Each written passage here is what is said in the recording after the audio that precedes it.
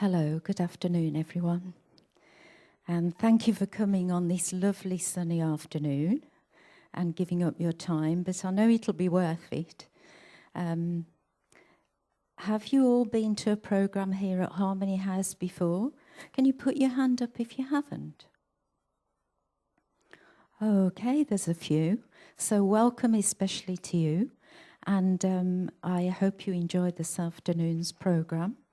I do have a few things to share with you before the programme starts. These house rules, of course.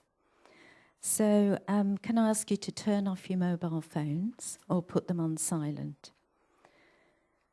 Now the fire drill, there's no fire drill expected. So if it goes off, it's for real. And the exits are 2 at the back there. 2 at the sides here. Don't use the lift in case of fire. And the ushers will assist you to the assembly point, which is in the car park outside. Video and photography will happen during the programme. So if you really don't want to be photographed, can you let the ushers know so that they can arrange for you to move seat or cover your face if the cameras come in your direction? What else have we got? The programme will go on from 2 till 5, and there will be a refreshment break around 3:30. And that's it for the ground rules. I hope that's all clear. So, parenting. Well, we don't receive any official training, and for any other job, you would definitely get some training before you were let loose. But we all do the best we can as we go along. And I'm sure many of us can look back and think, oh, there's some things I didn't do right. But of course, there was no manual. Or there may have been some things around. I don't know when I was a parent, if there was anything around, actually. But there are parenting books around now. But there are lots of things that we can learn in this new day and age when we've got many more challenges, and so have the children with the internet and so on. And the youth these days, they expect to be able to challenge us and to challenge our beliefs and guidance. And they are under a great deal of pressure in the world out there. So parenting and being a child are challenging things at this point in time. But a little bit about Diane. She's come all the way from California to be with you this afternoon. Actually, she's doing a little tour around the UK, putting on various programmes. And she's got many, many years background in childcare in one way or another. She's an educational psychologist and has worked with families, values education, and has been a Raj Yoga meditator for 34 years now. That is, studying and teaching meditation. So that's a good place to come from when you're a parent. So she can teach you something on that score. She has helped on global values initiatives, authored 15 books on values and education, and has travelled around the globe in more than 30 countries, delivering various seminars to UNESCO, education ministers, educators, parent facilitators, and at street children agencies and refugee camps. So that's an amazingly diverse experience that she has to share with us. And I'd like to welcome her now to the stage. So Diane Tillman, would you like to come and join us? A round of applause would be nice.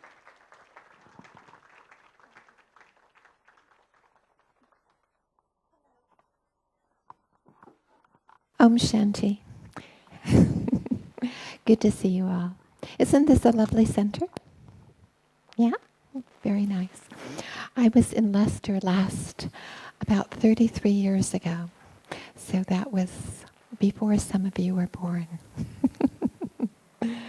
But it was a very lovely trip. We started out from London and went up to Scotland and stopped here on the way.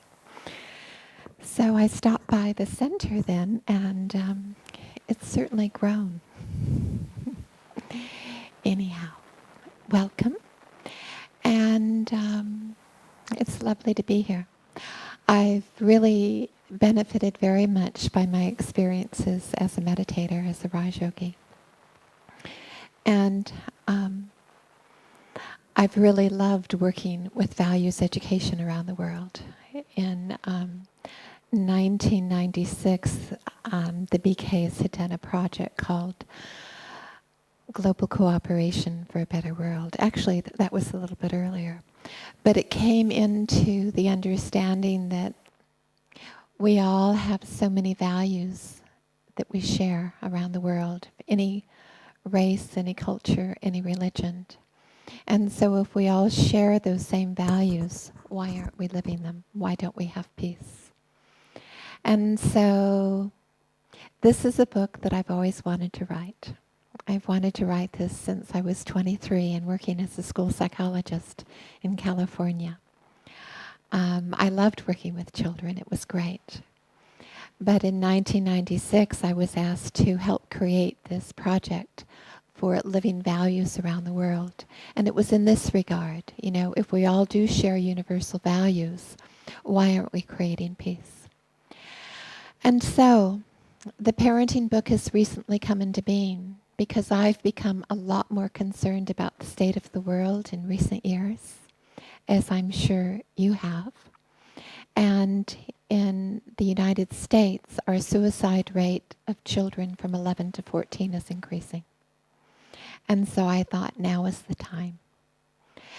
The other thing is I actually know a woman, and she said that she was so attached to her screen that she realized she hadn't looked at the eyes of her children in 2 years. So I find so many children are so attached to their screens, and so many parents are attached to their screens. They're not getting that interaction. They're not developing relationship. And what I know is that it is the relationship between parents and children that gives so much joy in life. And it is also the protection for children. Children are very, very much protected by a good relationship with their parents. I'll tell you a story. Would you like to hear a story? I'm going to tell you lots of stories today. But one side, when I was working for the school district, I was supervising an intern, and she came to work one day and she said, Diane, she said, I had a very unusual evening last night. She said, I woke up about 2 a.m, and my husband wasn't in bed, and the lights were on in the hallway, and that never happens. So she said, I went into the hallway, and I looked into my children's room, and they weren't in bed either. And so I continued out, and there were lights on in the living room, and there was a little girl sitting at my dining room table. And so I said, hello. And she said, hello. And I went out the front door, and there was a police car there, and my husband and children were there. And there was a car crashed on top of my stone fence. And this little 11-year-old girl and her friend had taken her mother's car, and they had driven it. And so this mother said, to the policeman, the intern overheard him say, when I get her home tonight, I'm going to beat her. And so the intern said to the policeman, please tell the parent to listen to her daughter when she gets her home and not beat her. And so the mother did. And the next morning, she got up, and the child came downstairs, and they talked for a couple of hours. And the mother learned that in 2 or 3 weeks, she and a group of 30 children were all planning to take their parents' cars and drive to a town on the coast over 100 miles away. Imagine how many lives listening saved. But The rule is, if your children can come to you at a time of need, at a time of trouble, they will be very, very much protected.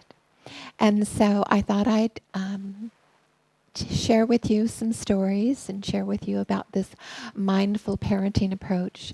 And then after the tea break, I'm really going to spend some time and talk about how to listen and the benefits of doing that. Okay?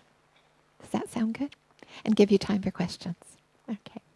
So this term mindful parenting, this mindfulness has become almost a movement in the last couple of years, I know, in the USA and in England. And I think it's because everyone is so busy.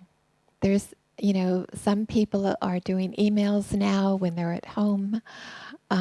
They seem to be working more and more. There's less separation between work and home. The children are very involved in their video games. The family time is decreasing. And so I think this mindful approach is because people are recognizing, I'm too busy, I'm too stressed. We know something's happening when companies such as Google start to teach their employees meditation. And when 600 employees sign up for a course on meditation and interpersonal skills, right? So something's happening.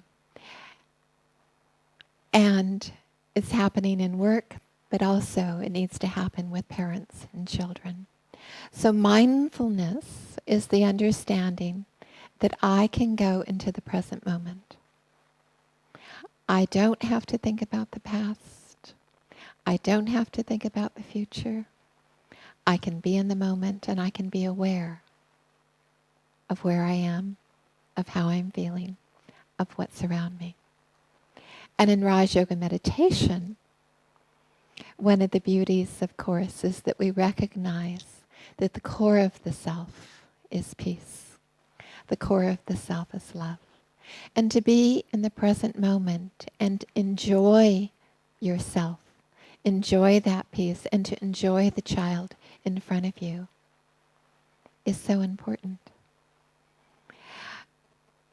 For infants and for small children, they've done many psychoneurological studies. And in these studies, they do images of the brain, and they look at what's happening in the brain when there is eye contact between parents and children, and there's a loving exchange. And what happens is that the neurological development of the brain is enhanced, and that enhancement affects the emotional and cognitive development of the children. So that the more there's that loving communication, the more there's that bond, the more the child benefits. Contrarily, the more there's a screaming child and a parent that is responding with screaming in return, the less there's benefit. And so, but what we know is that it's never too late. There was once a study of 32 little children who had parents that actually neglected them and had insecure attachment issues and were not responsive to the child. And when these 32 children were studied and put with very securely attached caregivers, they all recovered within 6 months. So it's very, very interesting to look and see, what do we want for our children, but also what do we want for ourselves? Because being mindful allows me to enjoy life so much more. But it allows me to think about, what do I want for me? What do I want for my family? And what do I want for my children? So I'm going to ask you some questions.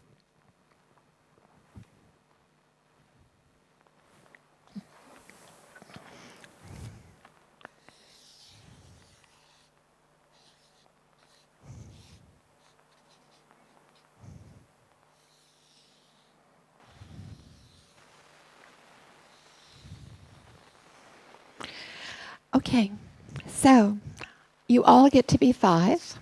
some of you maybe 6 if you must. But I want you to tell me how what adults should do with children. How do you want the adults of the world to treat you?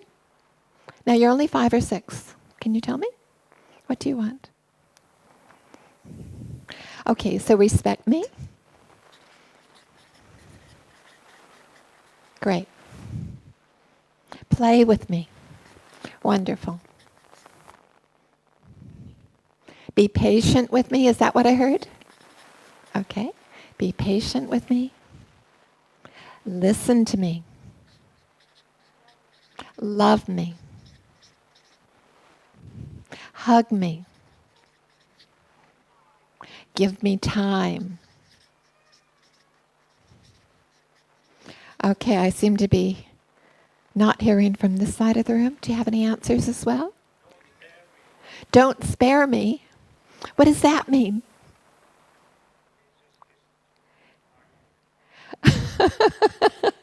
Listen to me. Don't argue with me. And maybe don't shout at me. Okay, so listen to me. Okay, great. Give me time. Be my friend.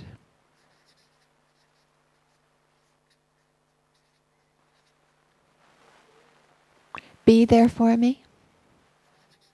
Be there for me. Give me a routine. Make sure I have a routine. Make sure I have healthy things to do. Have fun with me. Absolutely. Be a good role model. Great.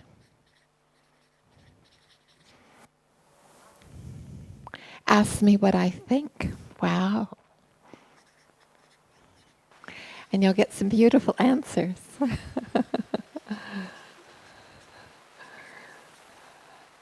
Okay, great. Anything else? What? Be affectionate.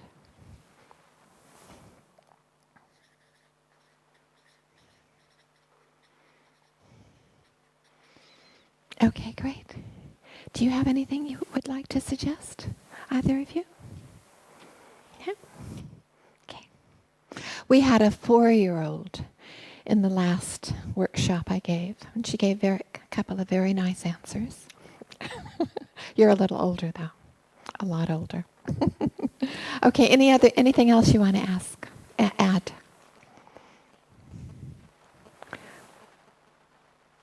Be the one I can trust. Beautiful. So be the one I can trust.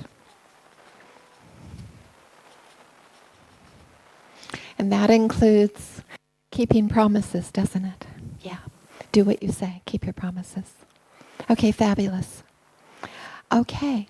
Now I'd like to ask you, if you were still 5 and 6, what would you like the adults of the world not to do? What? Okay, so don't shout at me. Okay, so don't shout at me. Don't ignore me. Don't compare me. Get off your laptop. Look at me. You know, there was a pediatrician that actually wrote a little blurb for a magazine, and he said he went into the waiting room, and he went into the waiting room, and the 2-year-old boy and the father were both on their iPads, and he told the father what the child had, and the father said, "Hello, Siri, what is?" He has 2 living human beings to interact with, and who does he ask? Hello, Siri. Okay, so get off your laptop and your iPad and whatever else it is. Okay, great. Don't hurt me. Don't hurt me. And I heard don't argue. Don't ignore me. Don't make me cry.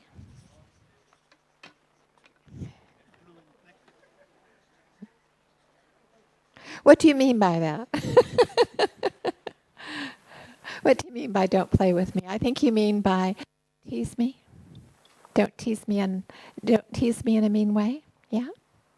Okay. What? Keep your promise. So down here for the negative, we would say don't breaking your promise is a negative. Breaking promises is a negative. And I saw a hand way back there. Okay, don't force me. Okay, great, beautiful. What? Don't tell lies. Don't lie to me. Okay. Now I'm going to ask you, I'll allow you to be your own ages now. And I want to ask you, is this true only from a child's perspective?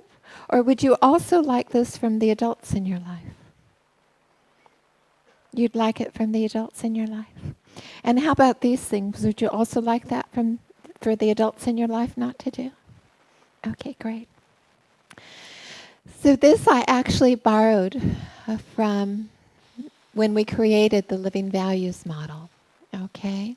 And what you see in the middle is you see this B. And this B stands for behavior.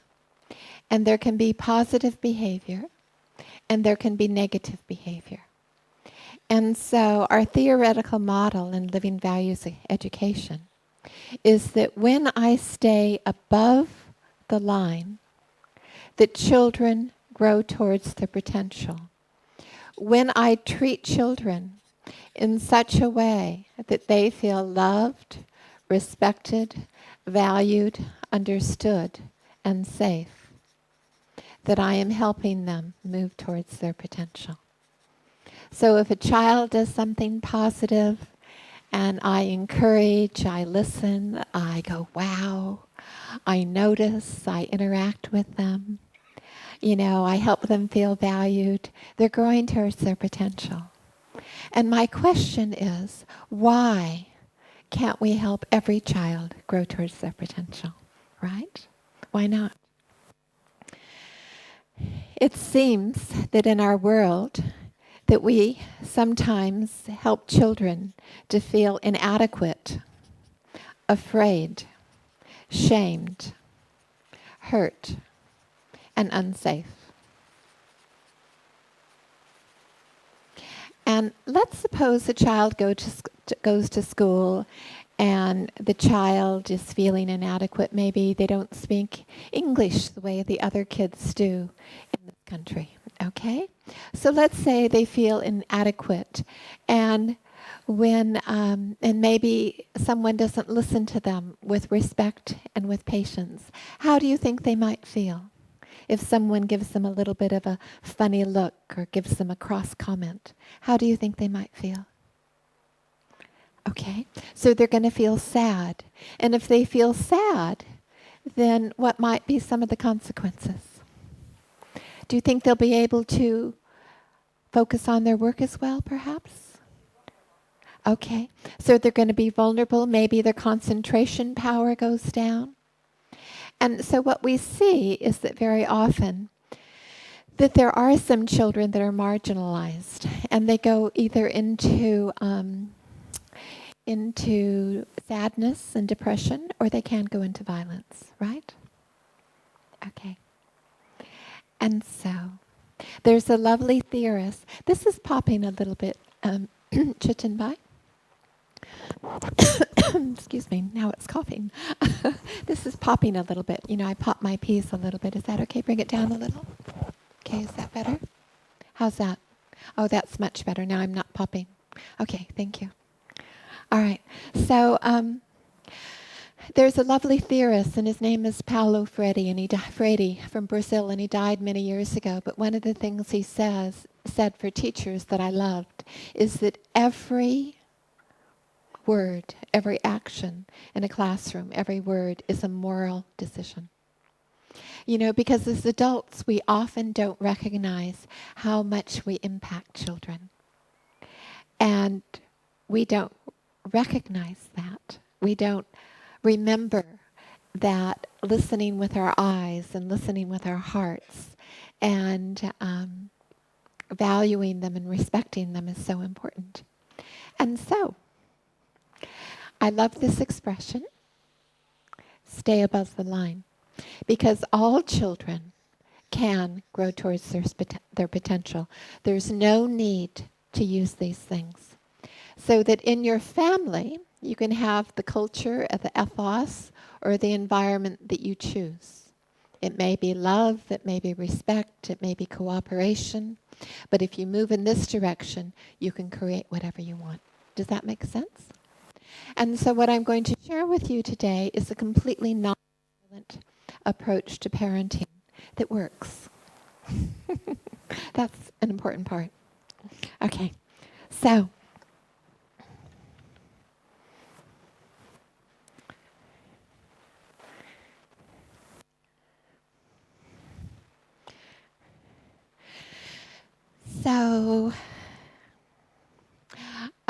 there's this book that was recently written, and at the very beginning page it says, "Love, peace, and respect rekindle the beauty and strength of what each one of us holds at our core."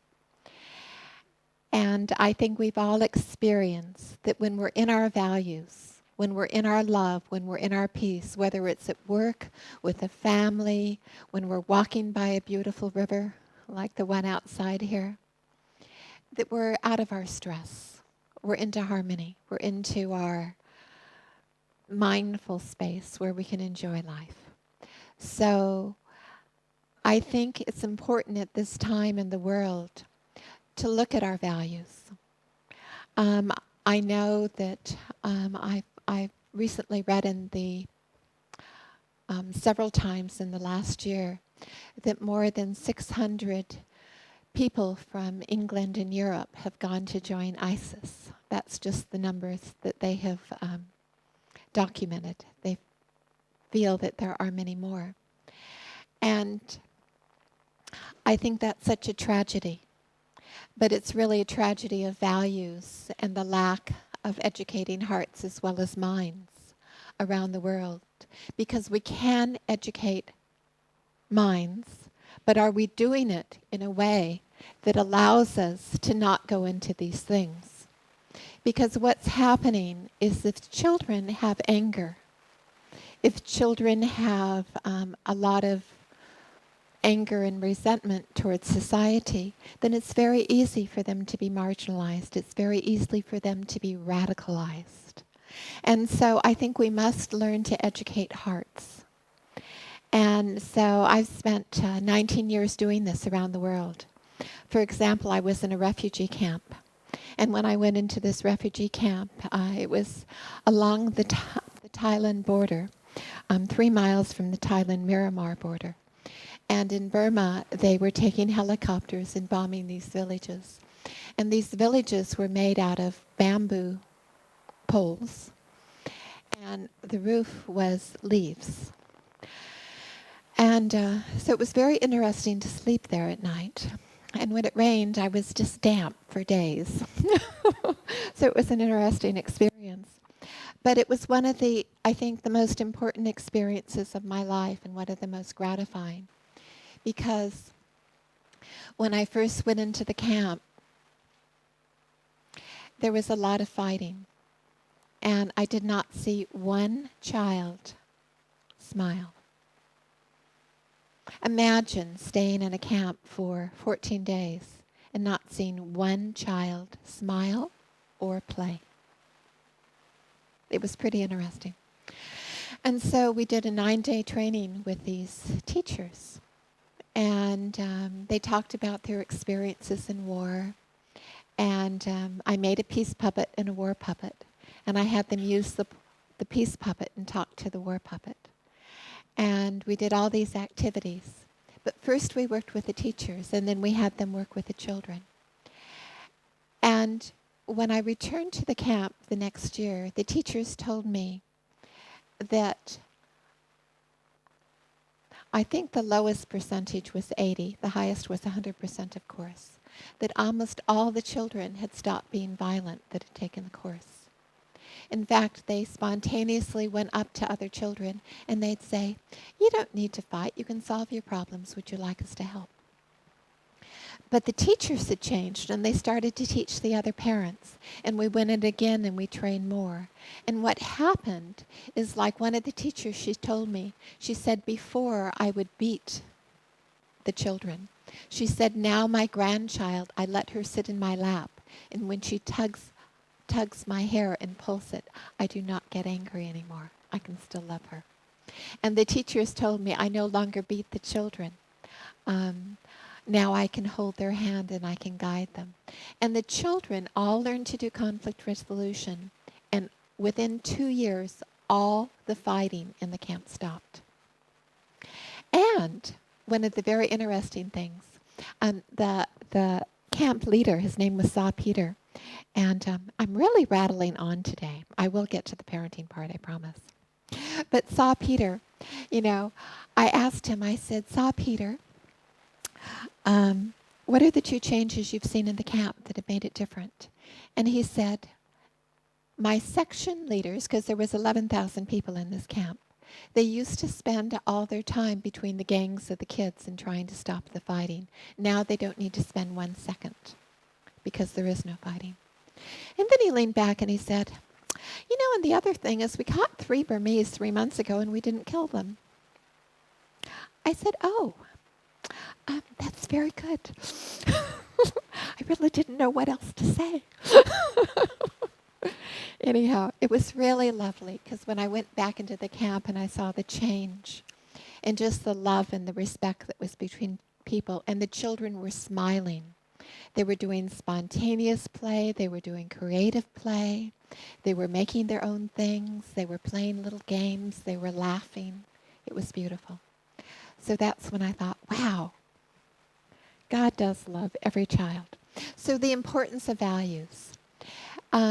It looks at values because the importance with what's happening in our societies, it's important to teach our children values so they can't be radicalized. And so they can help create a better world. But it used to be easy to teach values. Decades ago, some of us are a little older than others, but many decades ago, parents could tell children stories and they could be role models and the children would follow the values. That is no longer the case. Children are being affected by negative role models, negative video, violent movies, content that is not suitable for children, these depraved things in video games. And there's also cyberbullying. There's also, so when do they have time with their parents? When do they have time to hear about the good values? So all these things are making an impact on our children. So how can we regain a space and create a healthy, loving family time and help our children be children again and help us enjoy being parents again? And so in this book, the first section is the importance of values. Young people used to acquire values easily. What happened? And then there's another section in the book. And so section 2 is on nurturing with love and wisdom. And one of the most important things in the book is the importance of play and us time. Play is the work of a child. When children play, they sort out things emotionally. There was once a mother that came to me, and she said, I just don't know what to do with my little girl. I said, "What's happening?" And she says, "Oh, she talks to me all the time. She just never stops talking." I said, Okay. She says she talks from the moment she gets up. She talks to me when I'm in the kitchen. She talks to me. She says it just drives me nuts. And so I looked at the mother and I said, do you ever listen? And the mother looked down and she said, no. I said, okay, great. I said, I'll tell you what to do. What I want you to do is I want you to go home today, and when your child comes home from school, I want you to sit down with her and listen to her with 100% attention. I want you to just enjoy her and listen. Do that for 15 or 20 minutes. If she wants to talk, great. Listen with your full attention. Don't think about something else. If she wants to play, play. Do something you enjoy doing with her, but let her know that every time when she gets home, she has 15 to 20 minutes of us time with you. I said, come and see me next week. So the mother came back next week. I said, how's it going? She says, it's going great. I said, is the talking still as frequent? She says, no, it's decreased about 80%. We need contact. We need acknowledgement. What is our basic need as human beings? What do we want? Yes, we all want love. If you don't give love to a baby, it will die. Failure to thrive. We all want love. And if we can't get love, that's when people get into problems. If they can't get love and attention in a positive way, they will make sure they get something, no matter how negative they get. But they can get negative in order to get it. But that love, that playtime, is not only wonderful for the children, but it's so important for you as the parent to just be mindful, to enjoy the child, to enjoy the light on the child's hair, on their eyes, to go outdoors, to play, to be. You can do this when they're little, but it's also equally important when they're teens. Whether it's taking walks or listening, that us time and the playtime is important. Chapter 6 is on appreciation and building positive behaviors. So, how many of you remember positive things that your parents said to you when you were little? Please raise your hands. Okay, great. Wonderful. How many of you remember negative things that your parents said to you when you were children? Please raise your hands. Okay. So the positive ones, when we hear those as adults, we know they are true. Even if somebody told us they are not true, we won't believe them. We know they are true. The negative ones take our whole life to get over. And so this is just looking at appreciation and building positive behaviors, because it's different for different people. But one of the things I advocate is, creating and encouraging space, being optimistic. When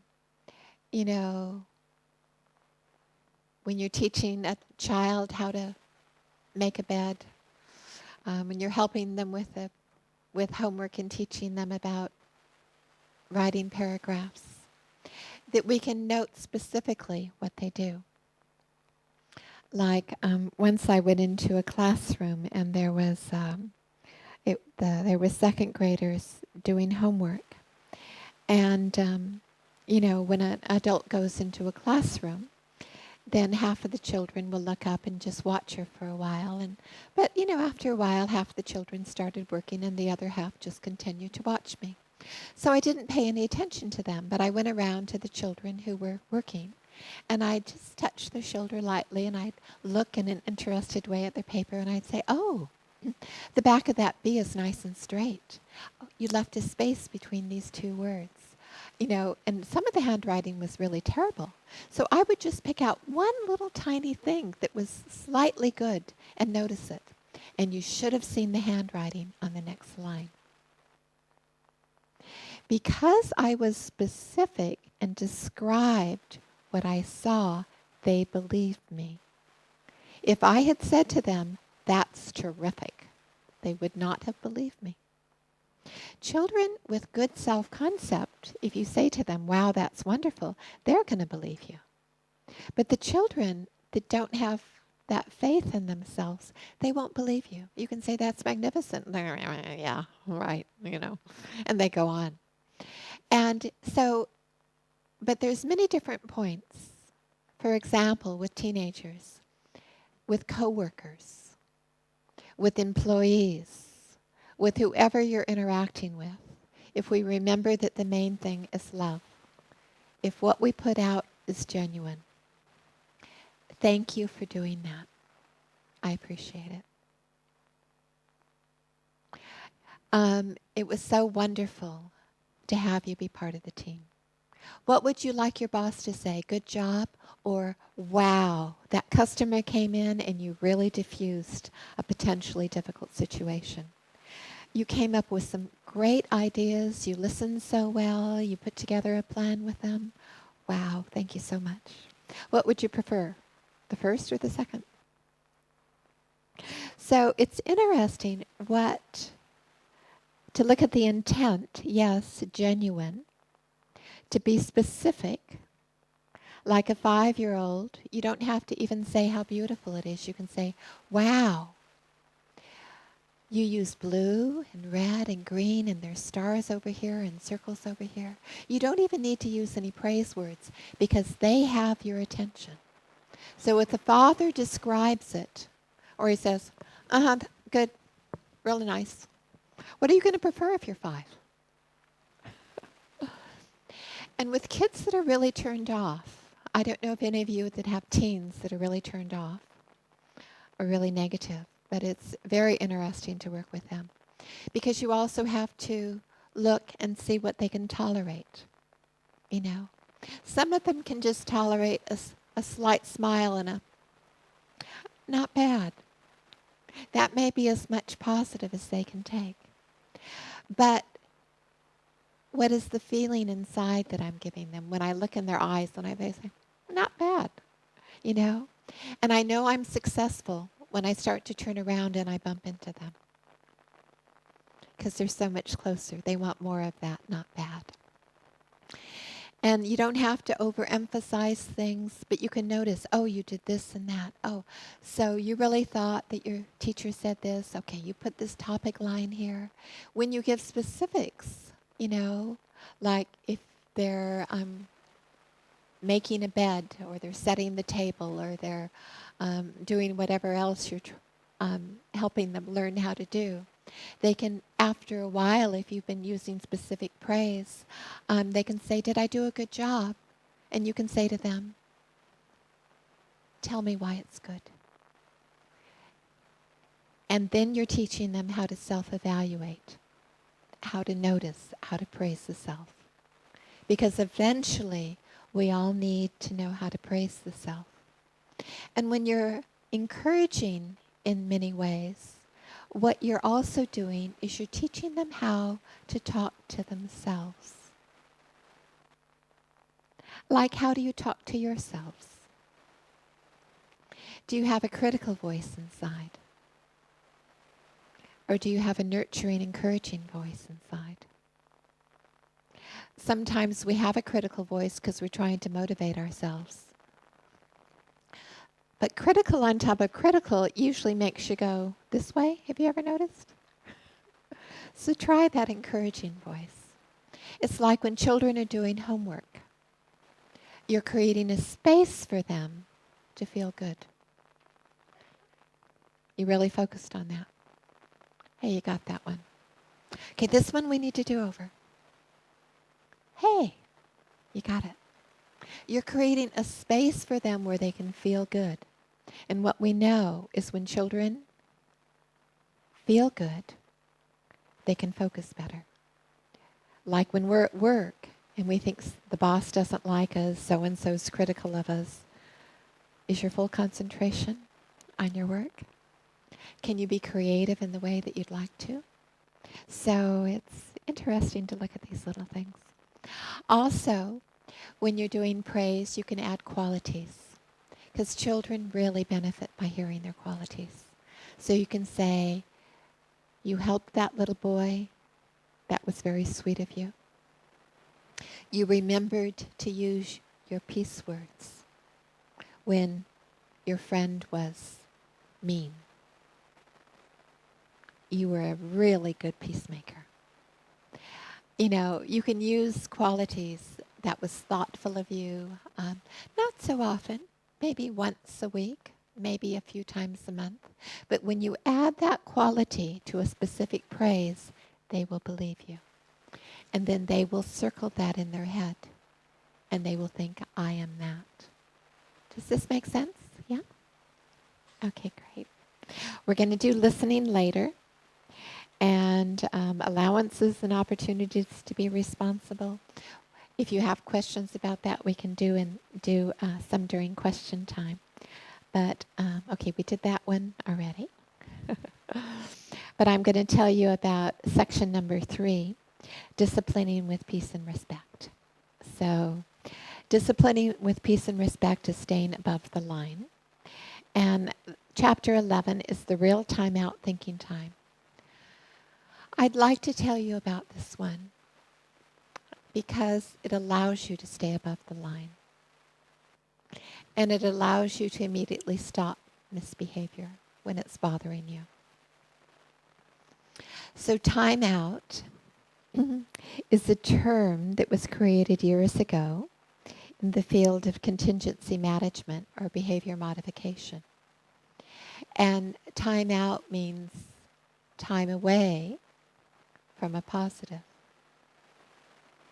But time out to send a child to his room, well, be it at school, be it at home, most people used it in a punishing way instead of a positive way. They said, get to your room, right?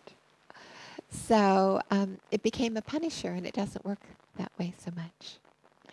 And so in this, what you're doing is you're doing a thinking time.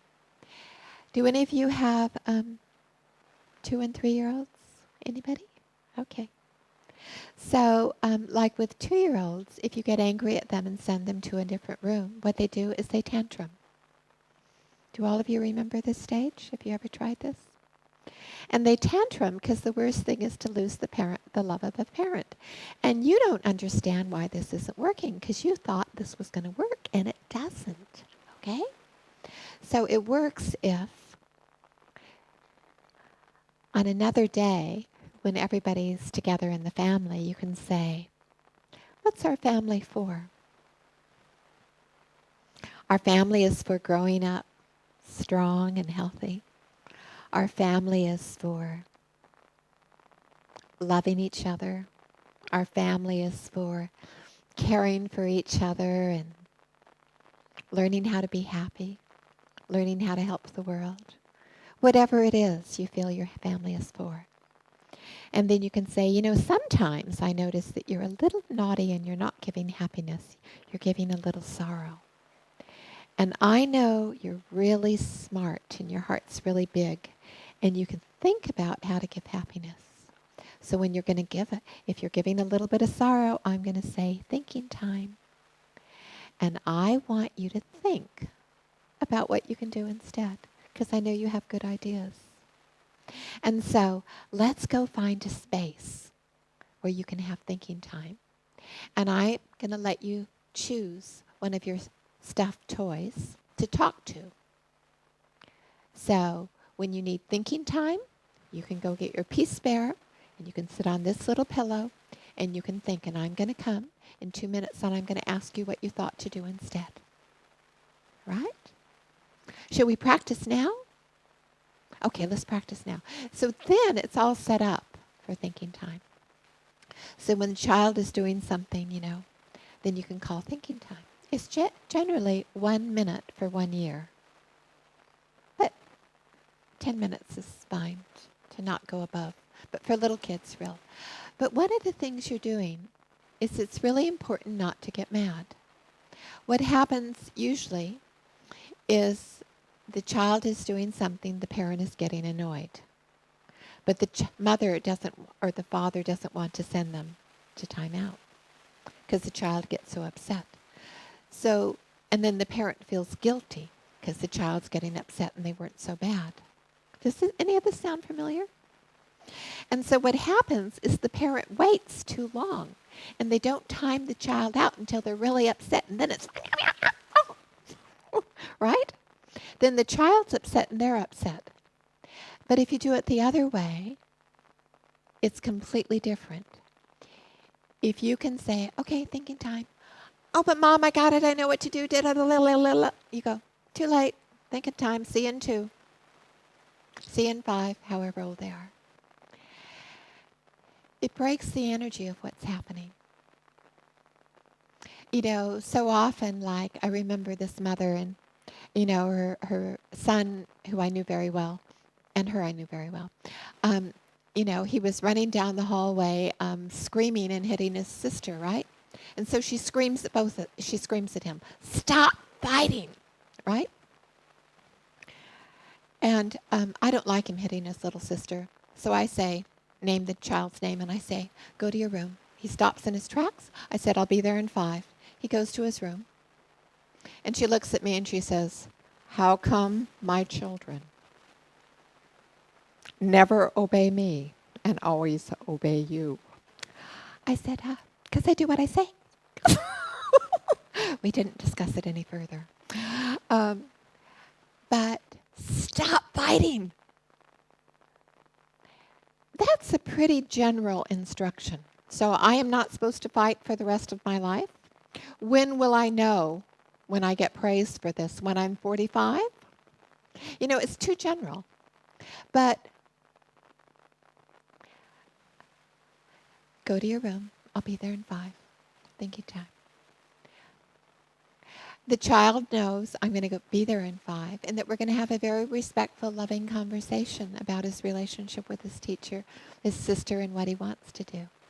And it breaks the momentum. And I say, can you do that for the rest of the afternoon? And he says, yeah, I can. And he does, and you say, wow, you did it. You know, you were able, and I noticed how sweet you were when you did this, and, you know, that was great. I'm really glad you were able to do that. That's neat. So it breaks the energy, and it allows you to have the conversation. And it's beautiful, like even 2 and 3-year-olds, what they can come up with you when you say, what can you do instead? And they come up with such beautiful things. But you're training them to do 2 more important things.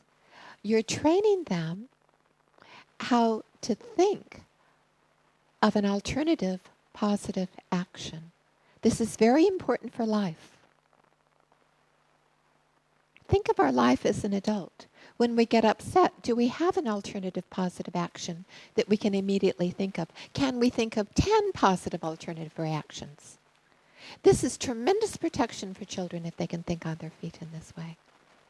But also, you're breaking the energy. They're upset. They might be afraid that you're upset. But you have encouraged them. I know you can give happiness. So what you're providing them with is the opportunity to calm down. You are not angry. They get to calm themselves down. This is called, by current neurologists,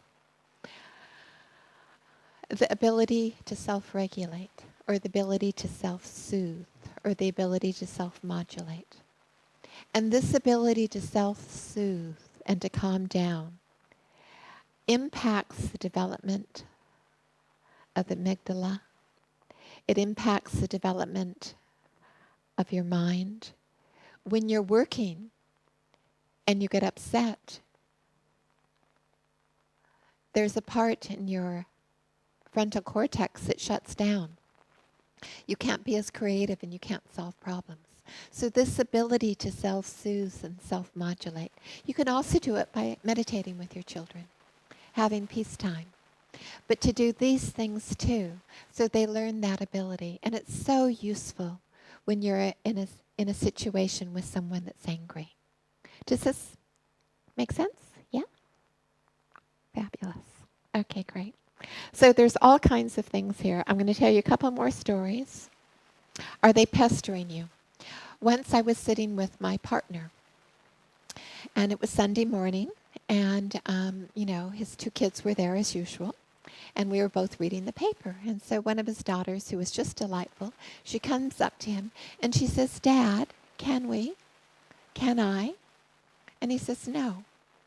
So I'm sitting there. I've been working as a school psychologist for a number of years now. And so I watch this interaction. Because the kids, when they ask me if they can do something, they only ask me twice. But he's home, and they're asking him. And so I watch them.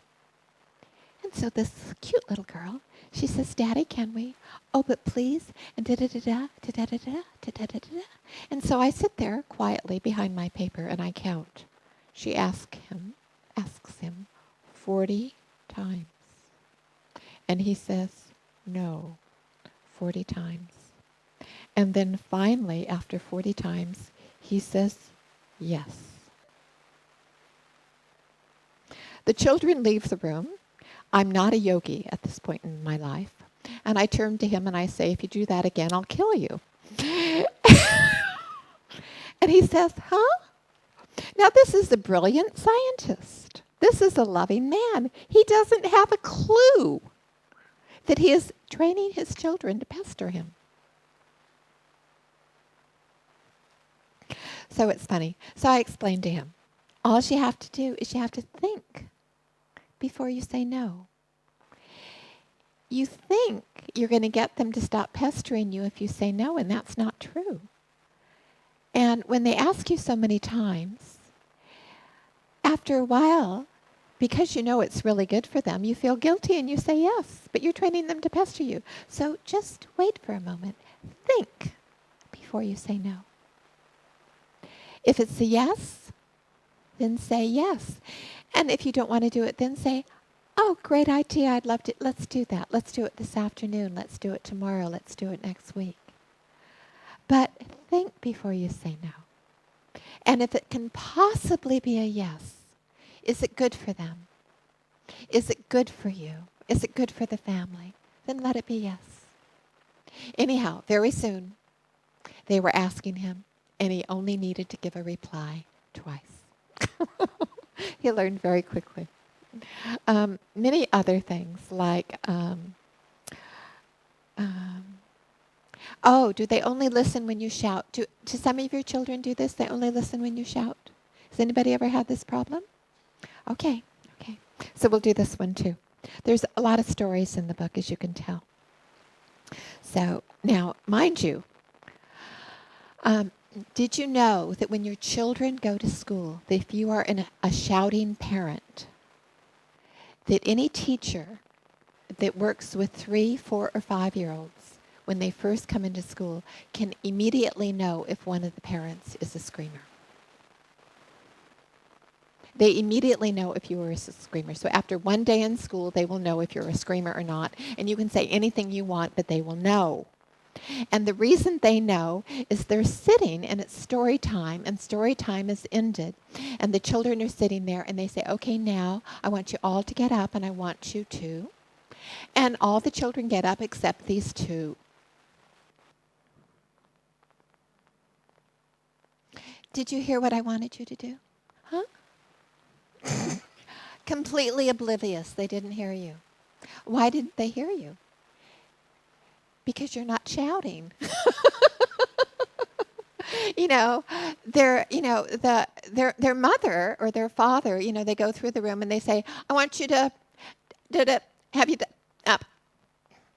And as soon as the parent goes, "I," then they have their attention. But until they get to that particular tone, it's as though the parent doesn't exist. Okay? So, what you do with these children is you look at them and you say, "Okay, what I said was, I said that I want you to. Okay, let's get up. Let's go over here and I want you to." Okay, and it doesn't take more than a couple of times, just a few times really. Usually it's done the first day, sometimes it's done the second day. But they quickly learn that this lady with this nice voice means what she says, and that I have to listen to her even when she's talking in her soft voice. Okay, so it's sort of like paying attention to what you say. like, you know, get close to your children when you give them the instruction. Make eye contact. Say, honey, I'd like you to. And then follow it up. Okay, what did I just ask you to do? Okay. And you attend to what you're saying, and you get closer to them, and you make loving contact. And what you're doing is you're doing a little bit of training to allow them to hear you and to know that they need to listen even when you're talking in your soft voice. And after a while, they get used to it, and they start paying attention to you. And then you don't need to scream anymore. Does that make sense?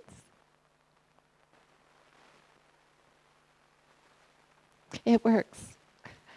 We think it's going to be easier when we run through the room and say, meow, meow, meow, meow, meow. We think it's going to be easier, but it isn't easier. Get ready for bed. Haven't you gotten ready for bed yet? How long ago did I tell you? You know, I told you half an hour ago to get ready for bed. Have you even done one thing? I mean, have you even brushed your teeth? Obviously not. Okay, well. Okay, so, all right. So, anyhow, as you see, we go through some on this section. It's very lovely. Logical consequences, allowing children. Oh, I'm going to tell you one more story. Okay, I'm going to tell you the nagging story. You ready for the nagging story? Okay, this is one of my favorite stories. Okay, so in the nagging story, there is a parent. It's a mother again, and she comes into the school, and she says to me, she says, my son is having difficulty being on time for school. And I said, oh, okay. And I said, how long has he been late for school? She says, 3 years. I said, oh, okay, that is rather a long time to be late. And so I said, you know, what are you doing in the morning? So she starts to tell me, and you know, but first I check out, you know, is he doing well in school? Does he like school? How are his academics? Is he afraid to go to school? Have you been ill? You know, does he do well in his academics? Does he have friends? So I checked out all those things. Everything was fine. So I said, okay, so what are you doing in the morning? And she said, you know, I said, what does he like to do in the morning? She says, well, I took away the cartoons years ago. And she says, we're getting up a lot earlier now. She says, we get up an hour earlier than we used to. I said, oh, okay. And I said, okay, I'll tell you what to do. I said, what you need to do is you need to do the preferred activity has to be after the unpreferred activity. So your son, you know, you can tell him that I want you to get ready for school and put your things by the door. And what does he like to do? He likes to eat? Okay. And so when his things are ready for school and they're by the door, then he can come and eat. And that you're serving breakfast from starting at 7:30, and you'll take the food off the table at 10 to 8. And when it's 10 to 8, it's time for him to go to school, and you take the food off the table. And she says, but what if he misses breakfast? I said, well, he's not going to die from missing one breakfast. And I promise you he won't miss more than 3. And she goes, but he'll be really hungry. I said, well, do you want him to be on time or not? Okay. But I don't think he'll miss more than 1. And I said, but you're going to have to do something to make this work. And she said, what? I said, do you remind him in the morning to get up and get ready? And she said, uh-huh. I said, about how many times? And she said, 200. I said, I think we could call that nagging. I said, for this to work, you can't nag the child. So this is Grandma's rule. Grandma's rule is you do the unpreferred activity before the preferred activity. But how you state it is when your things are all ready and they're by the door, then you can have breakfast. You know, I'll take breakfast off the table at 10 to 8 because you need to be on time for school. So that's giving the responsibility to the child. You know, when your toys are picked up, then you can, you know, when you finish your homework, you can, when you then you can, you can, Okay? So you're stating it in such a way that the responsibility is the child's. But if you nag a person, who is being responsible? Have any of you ever been nagged? How do you feel when you're nagged?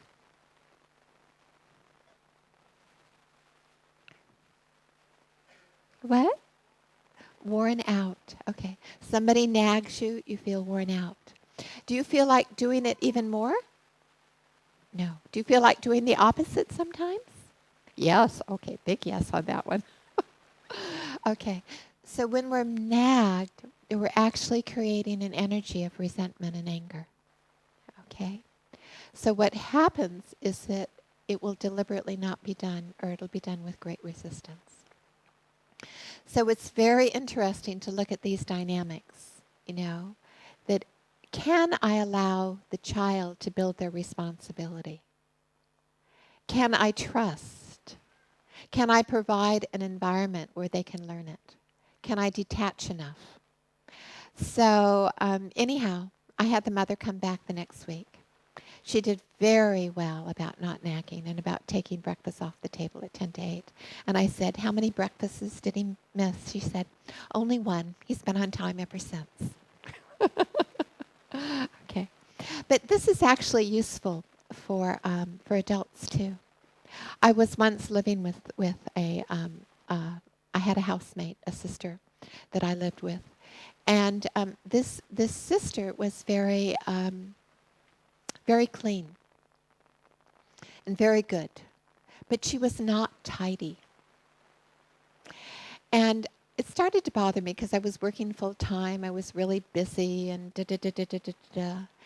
And I started to nag her. And then I realized that I was ruining our relationship. And so I stopped nagging her. And I thought, I have to rebuild our relationship before I tell her what I need to tell her. And so I stopped nagging her. I made sure I did all the things. I made sure I enjoyed her. I made sure I was her friend. I made sure I did all the things that I enjoyed about our good relationship. And then after 3 weeks, when we were back to normal, I said to her, I, not you, or maybe you are, I said, I am feeling really stressed by work right now. There's a real load at work. It's really busy. And I notice that I feel stressed when the house is really untidy. I said it would really help me a lot if most of the house were tidy. I think I can easily tolerate one room to be untidy. Would that be okay with you? I said, you could choose the room. She said, sure, that'd be fine. And she chose the room that was going to be untidy.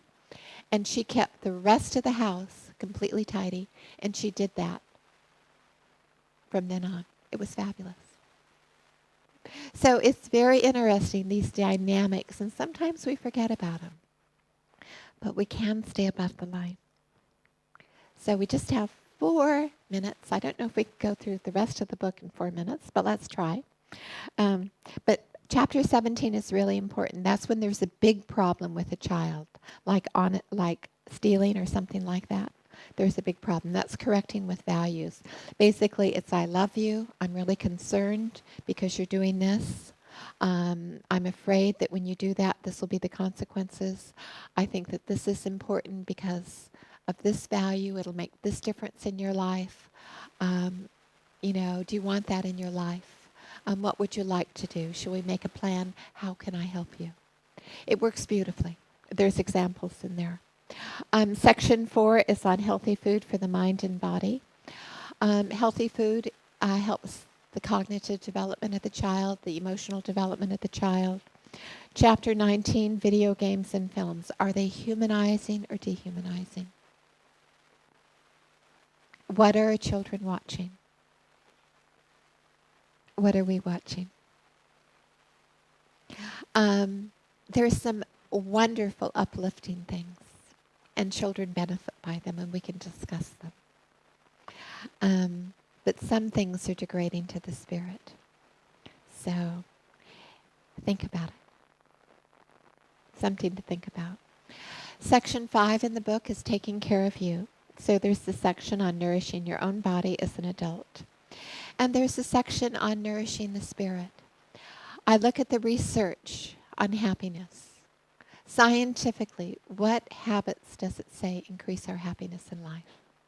How can we nourish the spirit? How can we nourish the self? We look at meditation or prayer. We look at having a nourishing voice inside. We look at the practice of gratitude. Many different things help. And then chapter 22, taking care of the self, transforming negative mental habits. And 23, with your partner and family. I use some of Dr. Gotham's research on healthy marriages. And he can usually predict by watching a couple for 10 minutes, how soon they will get a divorce. Or if they won't. Interesting 10 minutes. But what the research supports this ratio of positive to negative. And if there's 5 positives to 1 negative, you're usually going to make it. But there is a problem if there's this undercurrent of anger all the time, or criticism, or just negativity towards each other. So it's very interesting to look at, how can I keep the flow of love going in my family? With my partner, do I know how to fight fair? Do I know how to do that? We can all learn. How do I keep love going? Do I have a practice of gratitude? Do I have a routine for my children at the end of the day where we sit down on the couch together or all in bed together and think about what we're grateful for and have a little prayer to God or a little couple of minutes of meditation? Do I know it when I'm grumpy and I say, okay, grumpy time, I need some love. Everybody gather around, Mom needs some love now. Do I do that? So just different methods to help. Section 6. By now you've read all the sections, right? You've done nurturing with love and wisdom. You've done disciplining with peace and respect. So now you have to apply your knowledge. So this is section 6, practicalities of everyday life. Is there a problem with the child saying, I hate you, and disrespect? Homework. When siblings squabble and fight. When there's change, helping children feel secure and rebuilding relationships. But this section, for me, was even more important, because this section is on prevention and intervention. And this deals with some of the societal ills right now. 29, not so much. It's on self-regulation. But drug prevention. So there's some tips there on how to prevent drug use with your children. There's some stories for them. There's the longest chapter in the book is one on helping children deal with bullying and social media. There's lessons. So some of the lessons are how to help your child. One, it starts off with how not to raise a bully, which is very important. And then it goes into different types of bullies, and then it gives some suggestions about what you can do. Like in the section on when children squabble and fight, if you can help them to learn conflict resolution, and they can learn that with peace, with respect, and with love. So when they get into types of problems, and they've been doing conflict resolution for a couple of months, you can say to them, can you think of something loving that you could have done that would have stopped the problem from ever forming? Again, you're building their capacity to think. You're helping them learn skills. So when there's a problem with peers, not when you're there, not when the teacher's there, but when they're on the street alone, how can they handle it? Can they think of different alternatives? And so in the bullying chapter, we discuss things like assertive benevolence. How I can say something. If I'm aggressive, I'm going to get in a fight. If I'm passive, people are going to pick on me. But if I am benevolently assertive, I can say something that lets them know I disagree, but that does not insult them. And if I can train as a mother, if I have a small group of my child and his friends or her friends that are getting bullied, I can train them all how to do this. There's lessons in the book. Another beautiful skill is the art of distraction. And that works as well. So, and then 32, I couldn't write the book and not put it in. But there's about 25 pages on helping children be safe from sexual abuse. And you begin training at 3. And 20% of children in developed countries, girls, are sexually abused, 5 to 10% of boys.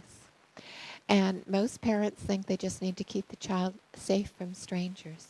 But the perpetrator is only 10% of the time a stranger. So there's a lot of research in that chapter and very specific lessons to give the children. But first you're teaching the child how to be assertive in life, so that even when you're 3, you're teaching them to say, I don't want you to do that. Be a peace star. Or I don't want you to do that. I want you to stop. So you're training them to be assertive. So first you train those skills. And then later on, after you've trained all those skills, then you can do this skill in a very natural way that is not frightening to the child, but it's informing, so that you can keep your child safe. As has been found out in the USA and in England over recent years, even very esteemed people in high positions have been taking advantage of children. And it's so important to safeguard them. You know, you love your children so much. You protect them in so many ways. You spend so much time in love. So why not spend, 5 minutes every couple of weeks on this topic, sometimes only 2 minutes, and keep them safe. You're embarrassed about discussing it? There's scripts. Read the script. Practice with a friend until you can deliver it comfortably, but do it. You need to keep them safe. Sorry, I'm a little bit passionate about that one, so excuse me for sounding so bossy. But I think it's important. And then there's the next to the last chapter is 33. And it's when there's anger in the family. There was we're going to stop for tea in 2 minutes. But there was a real interesting research thing. And there was this boy, a teenage boy, he takes something, he throws it against the wall. Now, what percentage of the time do you think the parents get upset with him? Only 10%. But if the parent says something, then the child will react to that 30%. Then if the child says something, then the parent will react 70% of the time. That all happens in 17 seconds. So it's interesting. There are some families that have this anger that just sort of erupts occasionally. So this is just taking everything in the book and going through a step-by-step program to eliminate anger in the family. And then the last section is 8, and the last chapter is helping children explore values. And so it's looking at all these things, the choices you've made regarding media, the peace time you can do, the us time, the play time, looking at all those ways to build in that love and peace. The respect with listening, the valuing with listening. So all those things. But it's looking at also when there's things that children are troubled about, what can we do? How can we help empower them to have them think about values and to have them think about what will happen, what would I like, to give them a voice for values and how to develop a voice for peace, respect for what they want in the world, and to help them know they can be part of creating positivity in the world. So we're going to have a tea break now, and then we're going to discuss listening, and I want to spend some really time, because listening is something that you can take away, as well as us time in a very positive way. So it is 22 minutes to 4. So what time shall we get back at? Do you want to get back at 4:10 or 4:05?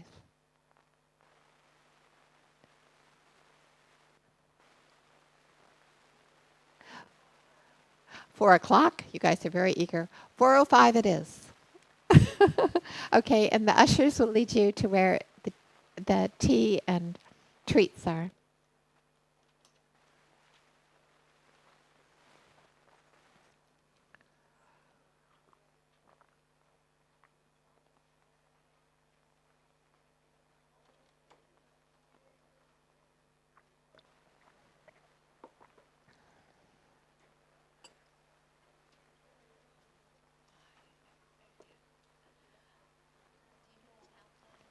No, down it.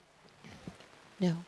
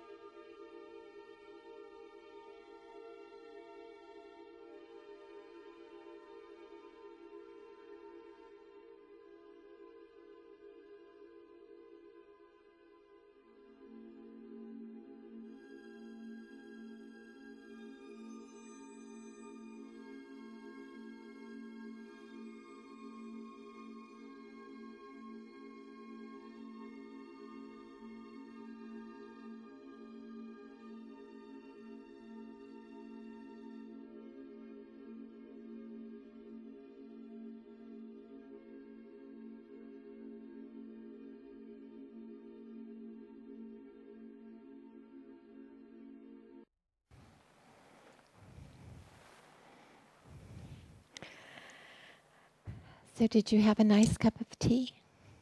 Yes? Great, I'm glad.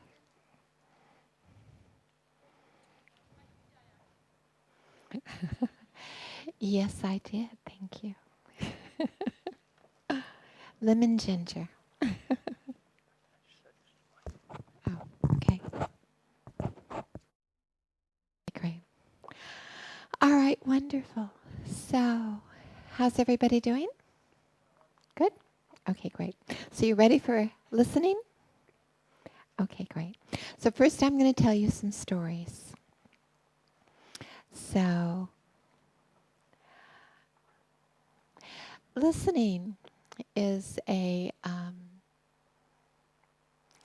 something that's really important. And I think we've all had times when we've been troubled about something. And we've probably all had times when we've had a good friend really listen to us. Have you all had the fortune of having a good friend who knows how to listen to you? Yeah? It really is lovely. And so there's listening, and then there's what's called active listening, and that means repeating part of what somebody says or naming the emotion they're experiencing. I'll go more into that later. But the rule is, when a child is upset about something, or when a parent is upset about something, that's the time to listen. You know, a lot of family life is normal family life. You know, we're getting the kids ready for bed or getting them up, or you're doing the things, you're cooking, you're shopping, you're doing many kinds of things, you're educating, you're doing homework, you're da-da-da-da-da-da-da. But listening is a special thing for when people are upset, especially. Okay? So I'm just going to tell you a couple of stories. One story is about a runner. And this was a boy, a little 7-year-old boy in special education. And when I came to school, I'd found out that he'd actually been in a shouting match with an administrator for a couple of hours, which, we obviously know the administrator wasn't handling it right, or it wouldn't have been a couple of hours. So, but later that day, his teacher, I see her running down the corridor. She's a young teacher and she's running really fast. And there's this kid in front of her and he's running really fast. And she yells at me. She says, "Diane, grab him. He's a runner." And so I'm standing at the door of my office into this open courtyard, and I managed to run across the courtyard and I grab him. And he pushes back and he struggles against me and he's trying to get away. And I just go down to eye level and I look at him and I say, "You're really upset." The hand goes limp. He stops struggling. He goes, "Yeah." And I said, "What's the matter?" That was the active listening response. "You're upset. You're really upset." He stopped struggling. Now I don't need to actively listen anymore. So I said, "What's the matter?" And he said, "Somebody took my pencil." And I said, "Well, would you like to solve the problem?" He said, "Uh-huh." I said, "Well, let's go back to class." He goes, "Okay." Okay. Another story, same school. This was in a gang area. We are on the property of 3 different gangs.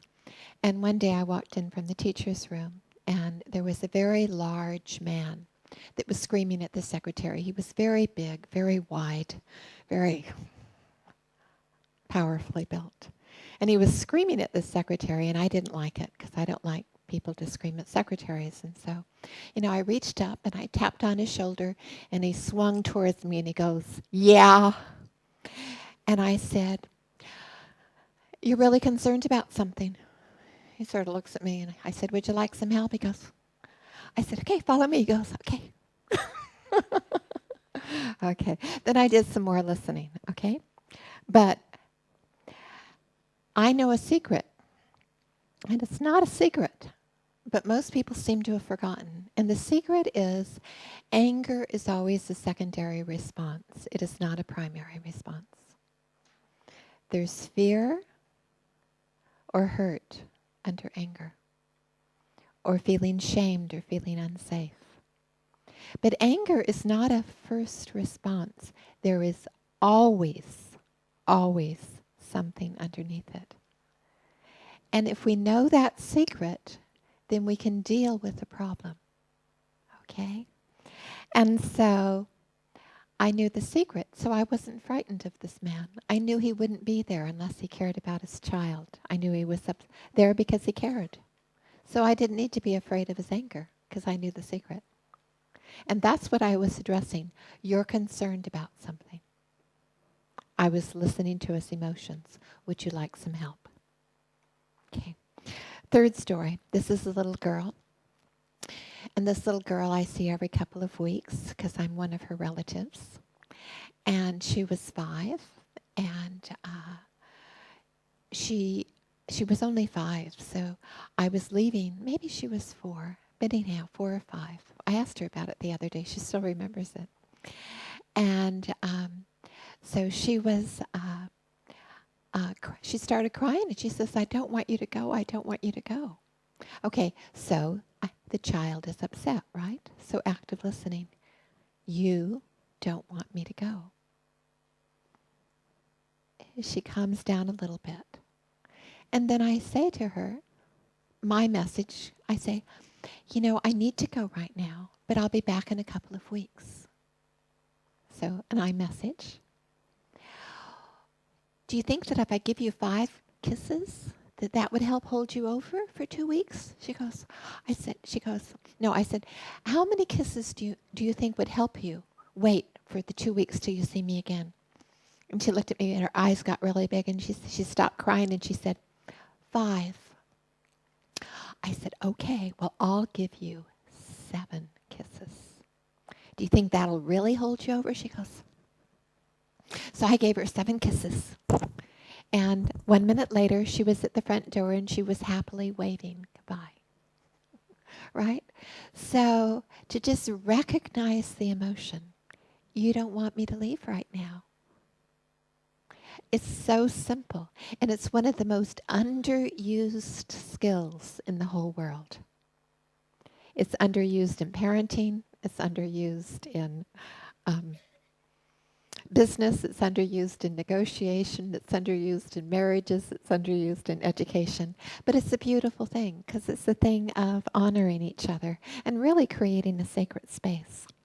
And so listening is a gift because it helps others and it helps others own their own emotions. Because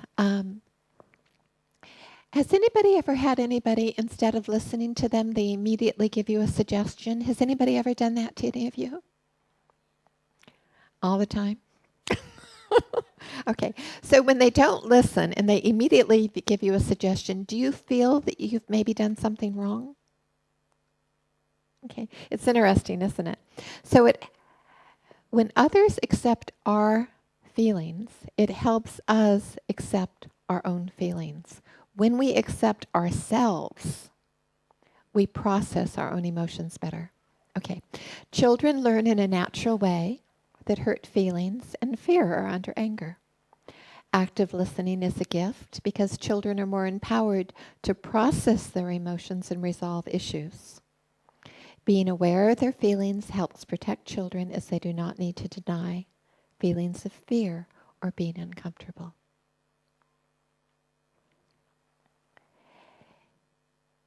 If I deny a child's feelings, I am teaching them to deny their own feelings. It protects children to be aware of their feelings.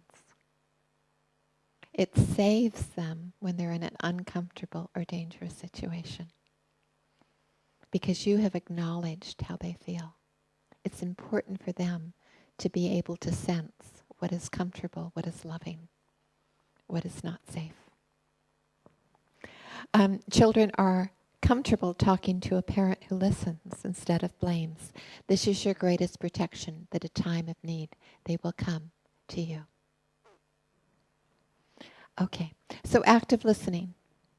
Active listening is accepting another's feelings. It's understanding and compassion, but it's not agreeing.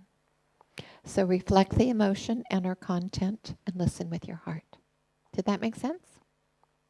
So example, I have a little kid that's really happy. I say, you're happy right now. So I'm recognizing the emotion. It looks like you're concerned about something. Or I listen to a story very carefully and I say, your feelings got hurt when she said. Or I listen to the story and I say, you felt da-da-da-da when da-da-da-da-da. So active listening is you're observing their emotions and you're listening very, very, very carefully to what they say because you want to get it right. Otherwise, there's no use. You're listening with your heart. You're creating a space for that person to share. You're honoring that person. Okay? So it's very simple to do. Now, when you are in training to be a therapist, they take you 1 year to learn this. So you guys are going to be able to learn it a lot more rapidly, and there's lots of examples in the book, okay? But if you listen with your heart, you can't blow it. All you have to do is listen with your heart and nod. You'll be doing fine.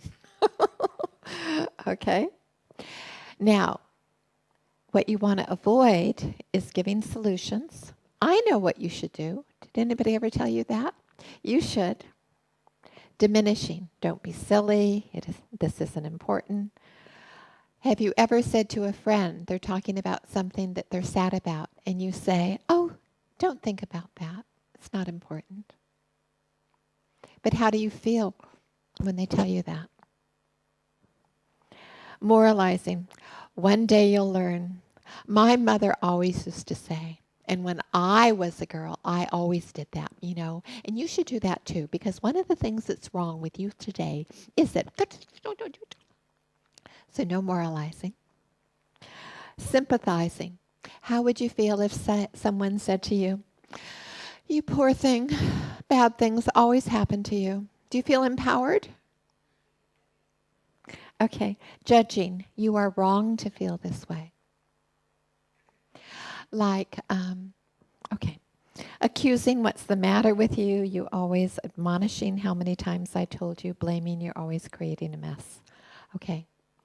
Now, you can listen nicely to the 5-year-old little girl, right? Okay, there may be the man that's really angry or the runner. But sometimes there's like a teenager, and he comes home and he says, I'm never going back to that school again. He starts screaming about something. And you say, well, young man, I don't want to hear that tone of voice in this house. Get to your room. You've just slammed the door of communication shut, haven't you?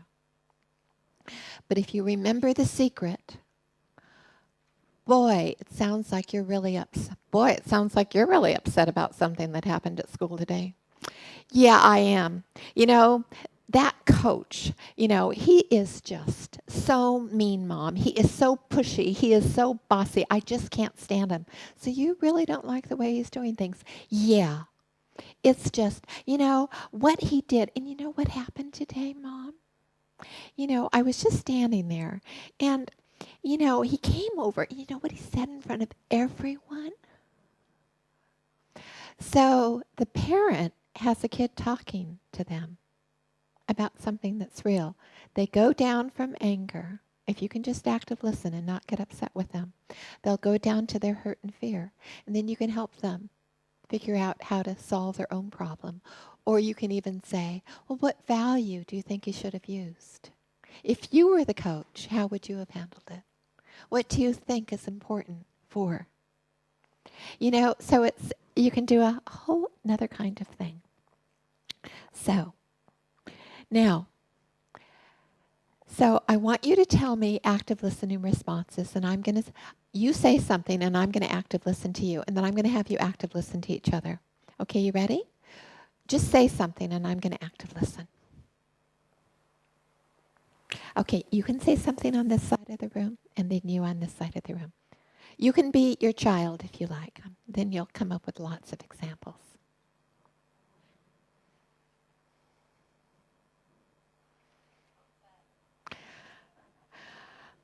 So you really don't think it's fair. That's active listening. You can go on if you like. Okay. That's not fair. So you really don't think it's fair.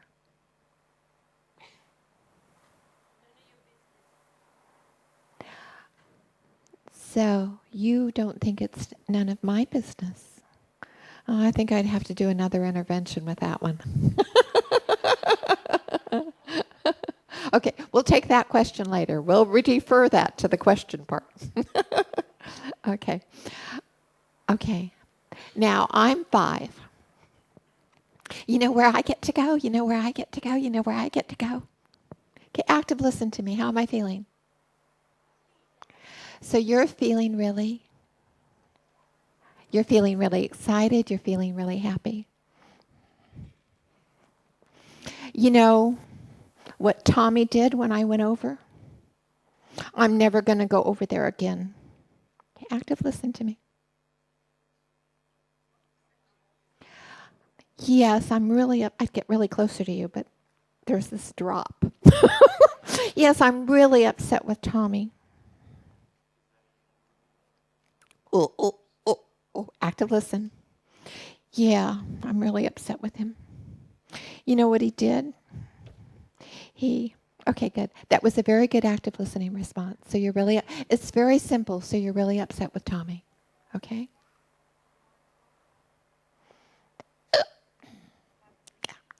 No questions. The hardest thing you will do as a parent is to not ask questions of your child. Okay? But you're just listening to their emotions and what they're saying. Okay? Do you think you can do that with each other? Okay, I want you to just be two of you, two or three of you. Find another person. And I just want you to just listen with your heart and only reflect the emotion you see them sharing or what they're saying. And that's all I want you to do. You have 2 minutes, and then I'm just going to switch, and you say it to the other person. Okay? So everybody find someone to talk to, and just share something that's important for you, a positive experience, whatever I want you to share. And I just want you to practice creating a sacred space for each other. Okay, everybody has to do it. Man in the purple, there's a person next to you right there.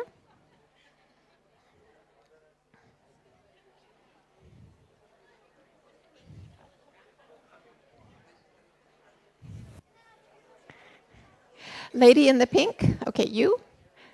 With the lady in the gold.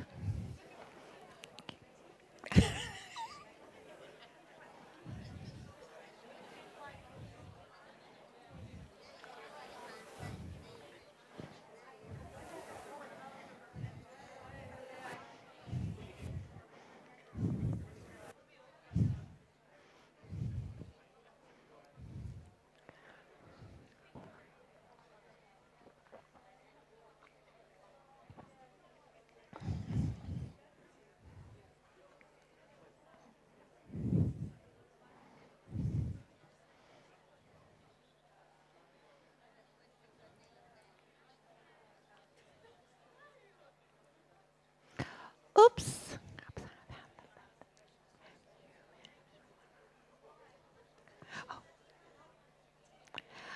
Man in blue.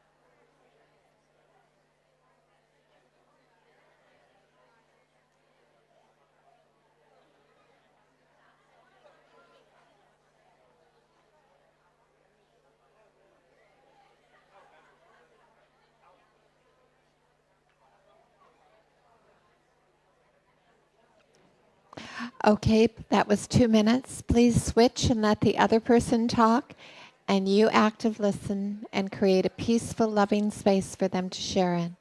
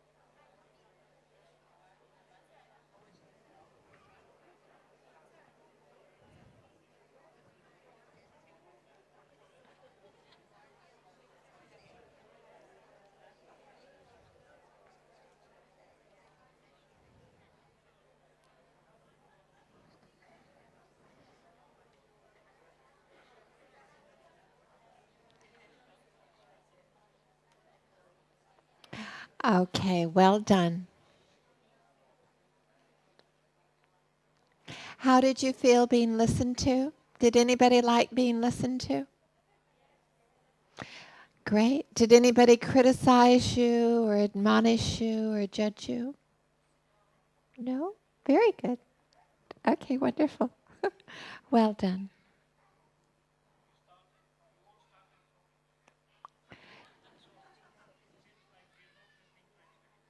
Oh, you are started talking together. But did you listen? Did you listen? You tried.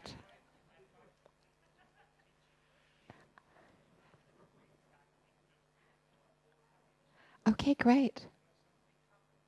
Uh-huh. Yes, yes.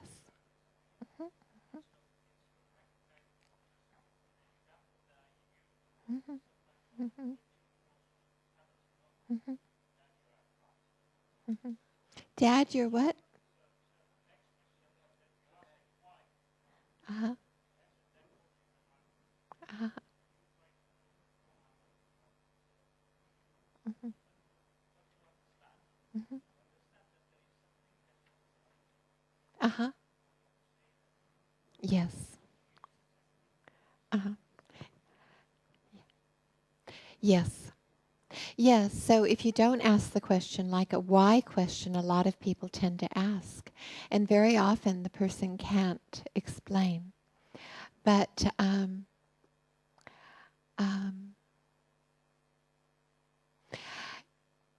you know, it's very interesting when you listen, because then they will go from the anger down into the hurt or to the other feeling.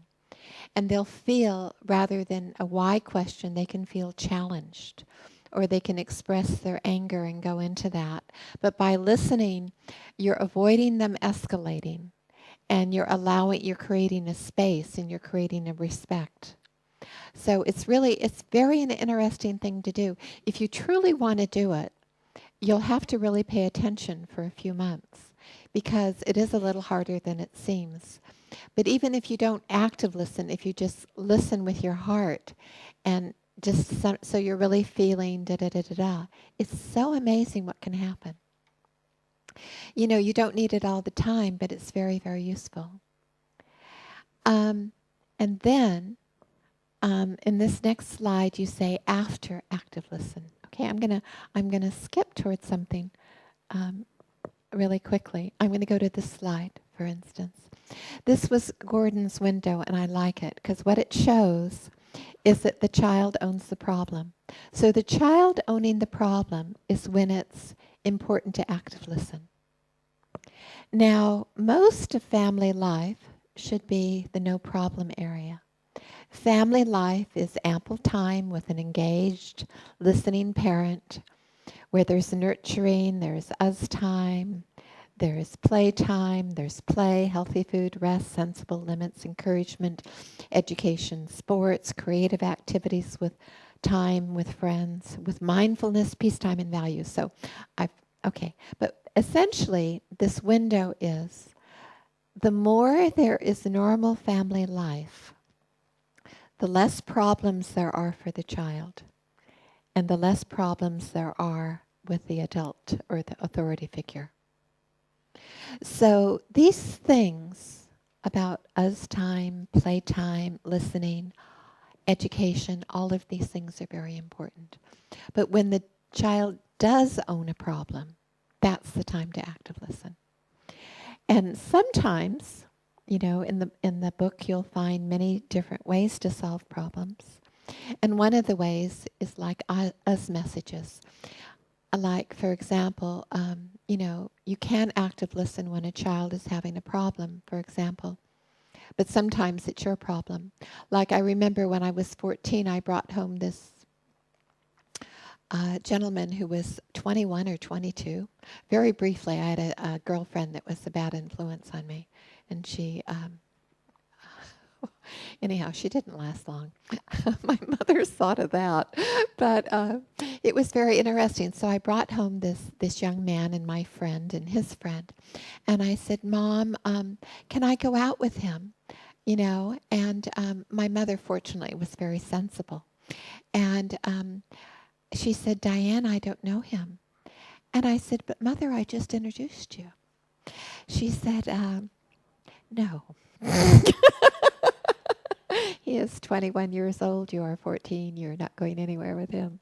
But, but if you, in this approach, you could say, so you really met this nice young man and you really want to go out with him. And I know you're really excited and I know you really love it.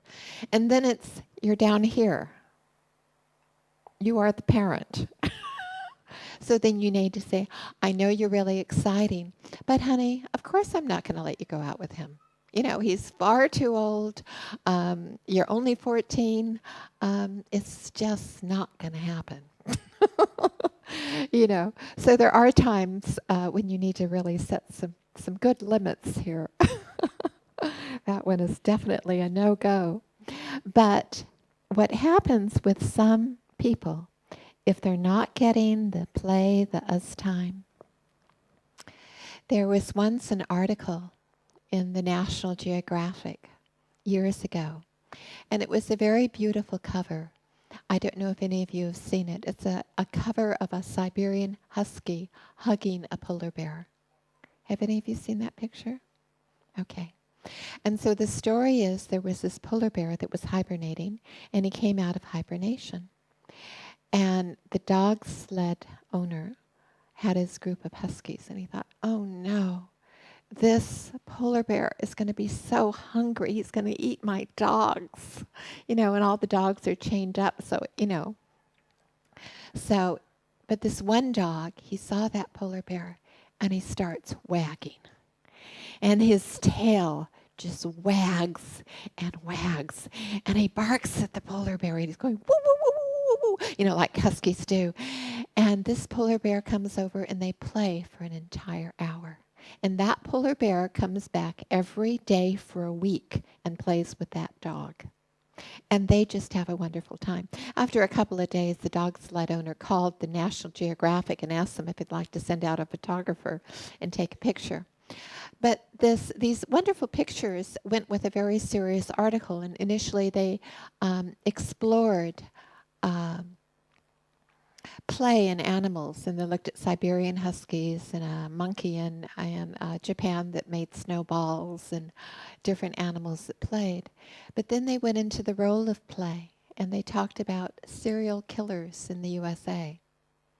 And what they all had in common is none of them were allowed to play as children. Interesting, huh? So this family life, engaged parents, the contact, the listening, the us time, education, sports, activities, this helps the children grow towards their potential. And when we add values and us being peaceful and nurturing, wow, they're not only going to be positive, they're going to be confident, they're going to be able to contribute to the world. But it keeps the other problems at bay. So normal family life with all these beautiful elements are so important. So I'm going to go back here. So you don't need to active listen for the rest of your life. You can active listen a little, and then you can do many other things after they decrease in upsetness, and give a gesture of caring and closure. A validating response. A validating response is when you are agreeing. Like if a friend of yours or a child says, this happened and I felt really bad when he was mean. And sometimes you can just say, I feel bad when people are mean too. That's an agreeing response. That's called a validating response. You can encourage, give hope, or affirm one or two of their positive qualities or values. And this is something to do with your friends. You can listen to them and you can say, you're really taking the high road. Even though they're being mean, you're taking the high road and you're doing what's right. Good for you. You have a lot of courage. You have a lot of love. Reassure, give love, and carry on. Help them understand. Like with children, help them understand, explain emotions and situations. This is really important. When there is a suicide in high school, when there's a death in the family, when there's a need to move, when, a sibling is sick, when something's happening, explain. They know, explain, give it meaning, explain why it's happening. It's so important. When you explain with your values, you're helping children understand the world in a way where they also can understand it in a beautiful way and benefit. Help them move out of victim mode by reflecting on a value, like with the boy with the coach. What value do you think the coach should have used? What would you do in that situation? Help them develop a voice for something positive rather than stay in the victim mode. Offer a different perspective, help them reframe the problem, help them think about solving the problem. And then there is also giving a correction in the full 4-step process. I want to give you time for questions. Do any of you have any questions? Okay, then we'll go on to questions. And the last thing, up there? Okay, sure. Uh-huh. Mm-hmm. Uh-huh.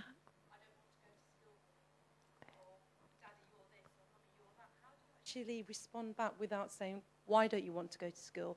Why do you think mummy's this? Or why do you think daddy's that? I didn't quite get how we'd approach that. Okay, great. So I want you to be your child, and I'm gonna be you. Okay? Mummy, I don't want to go to school today. So you really don't want to go to school today? No. Okay. And then I'm going to look at her face and see how she's feeling and think about what's been happening in the week, okay? Do you have an idea why she doesn't want to go to school? No idea. She just doesn't want to go to school. Okay. So you really don't want to go to school today. You're feeling sort of sad today, huh? Uh-huh. Just tapping into her emotions, isn't it? Tap into her emotions and see if you can do it. There's many possibilities there. For example, if you've been sick, she might be worried about you and she may want to stay home with you.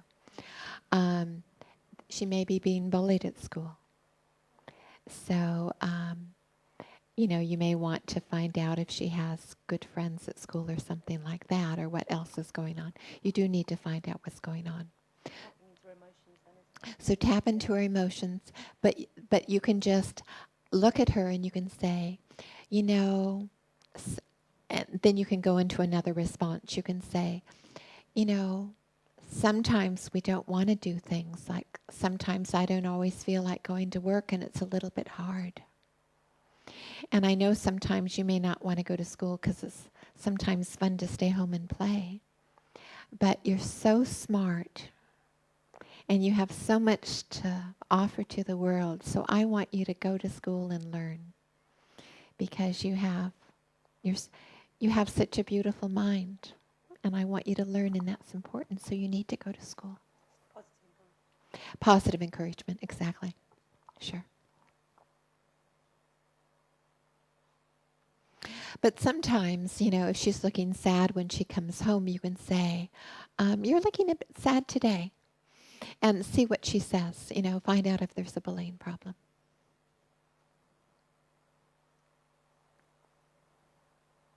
Any other questions?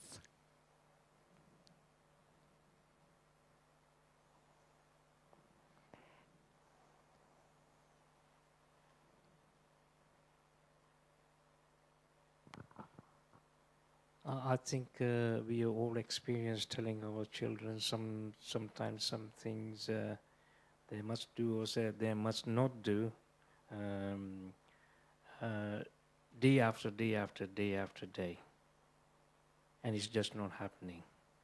I'm just trying to find out a reason as to why they're not doing it. A simple example that I would give is pick up your plate, take it into the kitchen, wash it, and put it on a drainer. Yes, and it doesn't happen in the morning, doesn't happen in the afternoon, doesn't happen in the evening. By the end of the week, it's not happening. If it's happening sometimes, when you raise your voice. So how do we get out of these situations, which are just repeating themselves?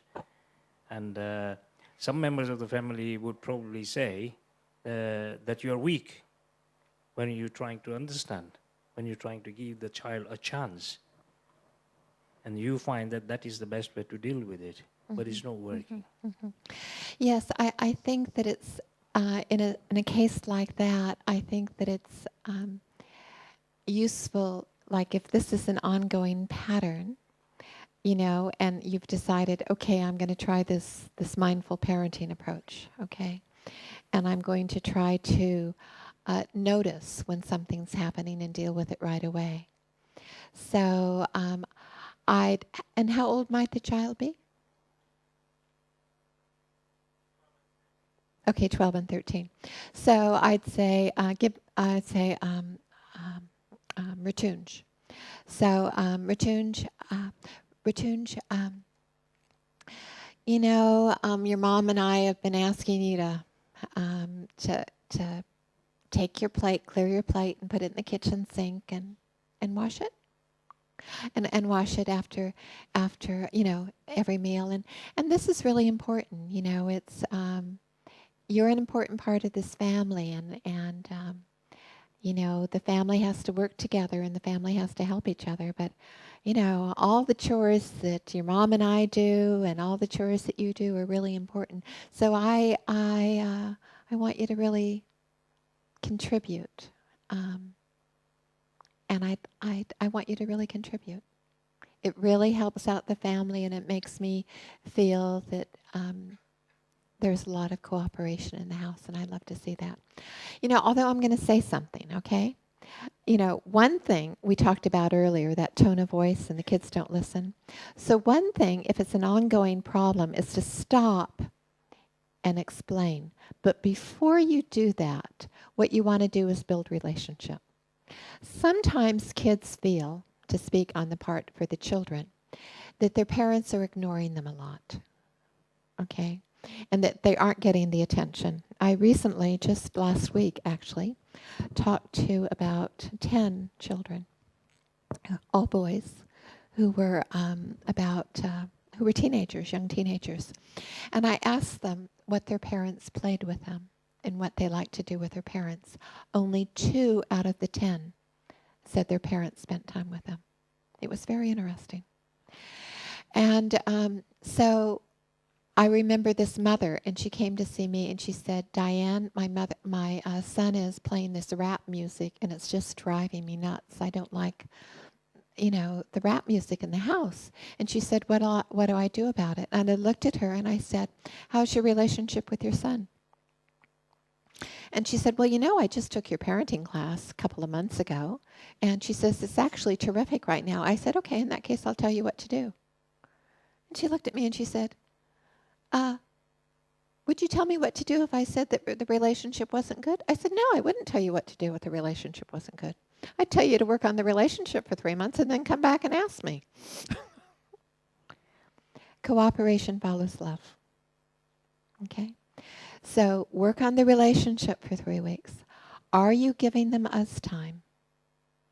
Are you playing with them? Are you listening to them? 15 minutes, essential. Do you feel that you can't sit 15 minutes? Okay, then start with 5. Listen. Invite them for a walk with you. Invite them for a game.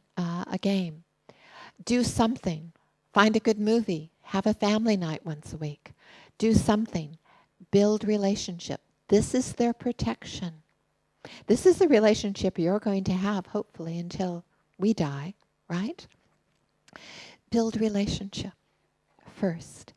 Then, if it's an ongoing pattern, talk to them seriously about the importance of family and cooperation.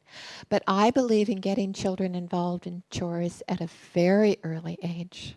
Young, 2, 3, they can help. And get them in the kitchen. They can butter the toast. They can help make cookies. They can put the canned pancakes on the griddle. They can do all kinds of things. Get them involved in making healthy snacks. Get them involved in chores. And one of the things that really bothers parents a lot is the kids that say, can you get me? Can you get me? Mom, can I please have? Dad, can I please have? I really need this iPad. I really need this. Does that drive you nuts sometimes? Yeah. Okay. So I personally believe in allowances because why not? But why is your children need to learn skills. They need to help at home. It helps them be a good spouse, male or female, if they have some skills. It's important that you have some skills. But everybody in the family needs the sense of contributing. So it's important for them to do things. It trains them to do their schoolwork. Children that don't have chores to do, some of them really take advantage of their parents, and their parents end up acting like their servants. And I think that it's important for kids to help. So anyhow, I suggest having an allowance. And then, yes, there is presents maybe at special holidays, at birthdays, they get, and they have their allowance. And then when they want the new, you can say, Mom, can I? Dad, can I? And you say, do you have enough money for that? No. Well, I'm sure that you will soon. Walk on. Love the soul. Detach from the whining. Don't give in. Right? Love the soul. Detach from the whining. Don't give in. Think about it first. If it can be a yes, if it's healthy for them, keep your word. If it's a no, keep it a no. But think first, okay? So build relationship. That us time. If they're 15, it's important. If they're 11, it's important. If they're 5, it's important. Find something to get them passionate about. What are their interests? What do you love? What can you share with them? One of the things that helps protect children is sports or having an activity that they love. Then they'll learn more about it. They'll research about it. Give them a positive way to contribute to the world. Yeah?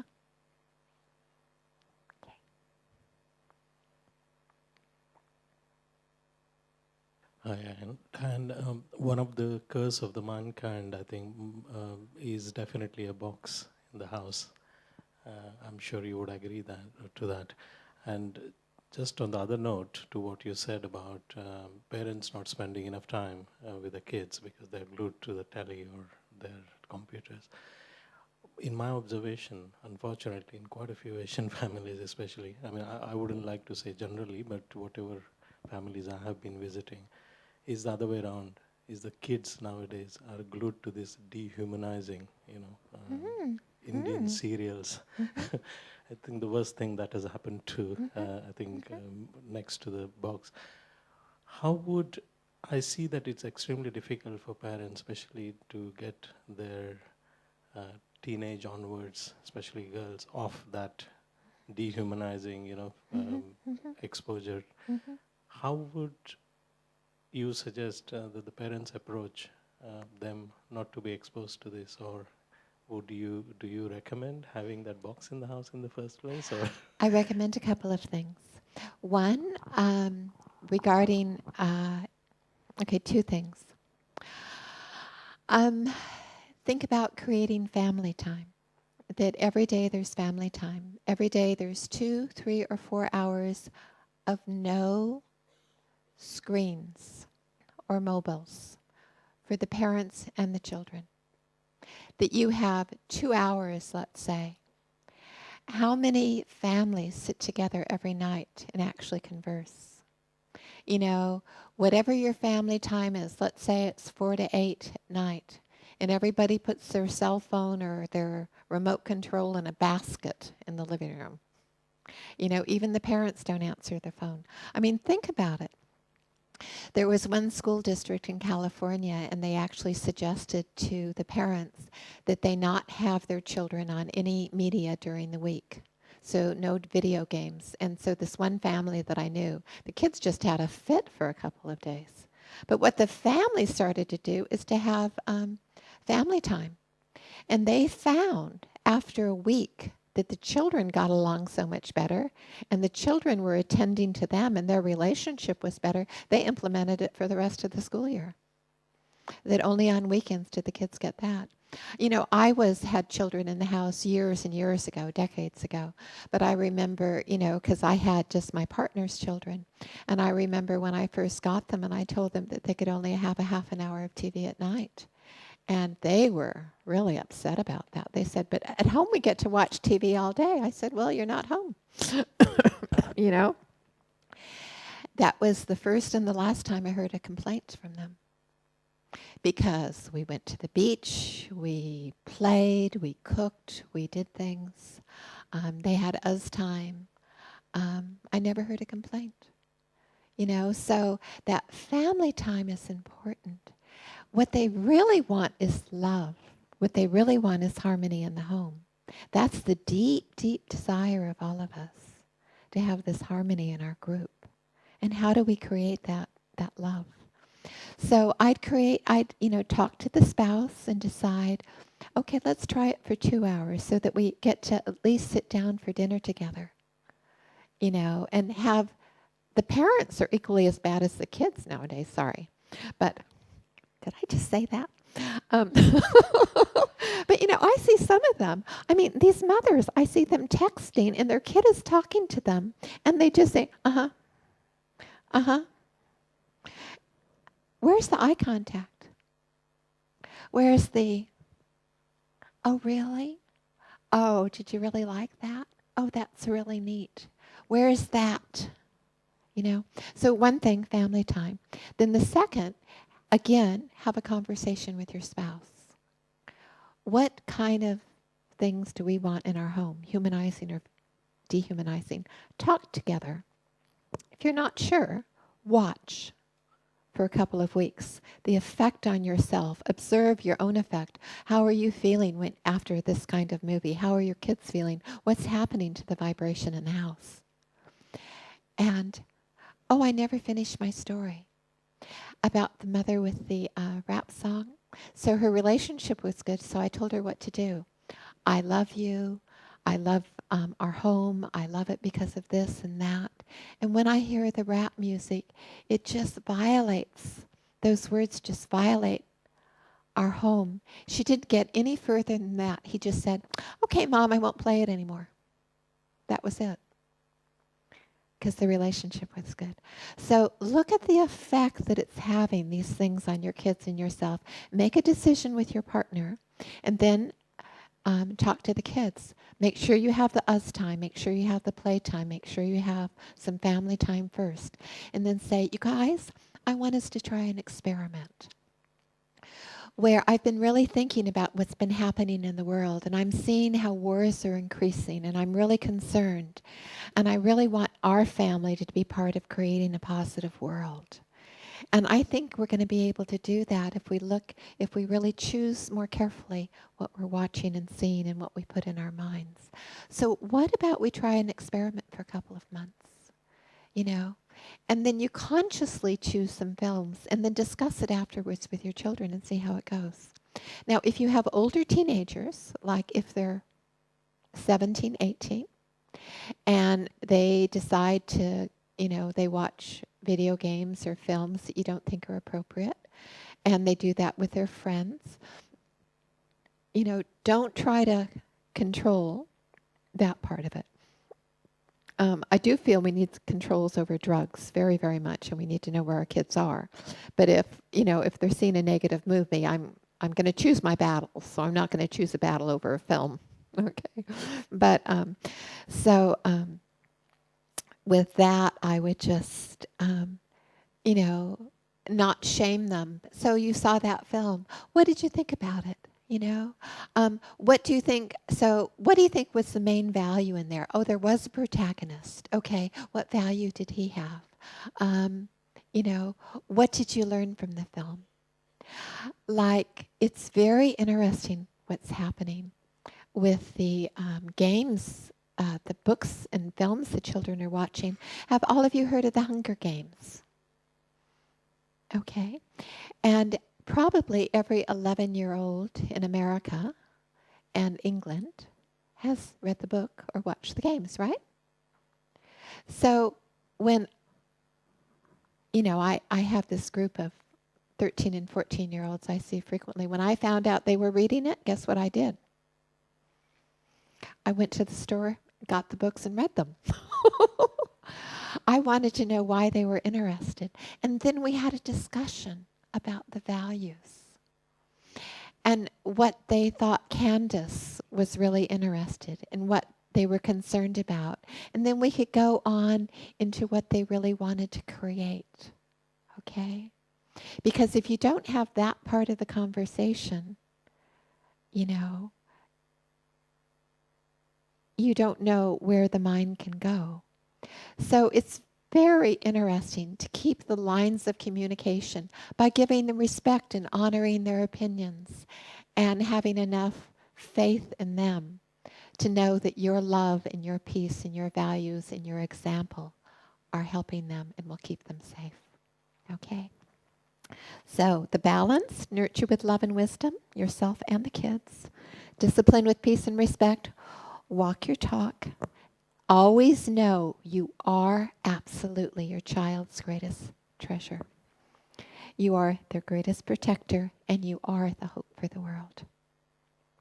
So I wish you all lots and lots of love. I notice our time is just about up. I've been asked if I will sign books, and of course I will. So if you want to get the book and you want it signed, I'm very happy to do that. And any last questions, or shall we stop now? We have two full minutes.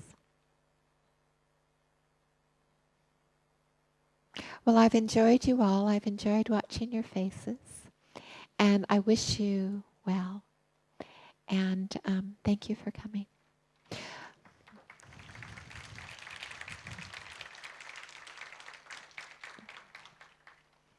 And Paula, did you want to say anything? Or anybody from the house? And thank you, Brahma Kumaris, for inviting me and for having this occasion and for the lovely tea and treats. And thank you all. So, bye-bye.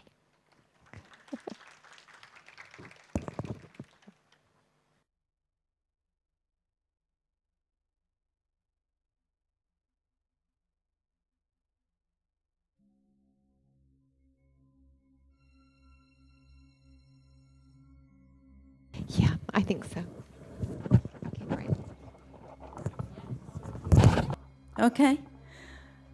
Thank you everyone for coming.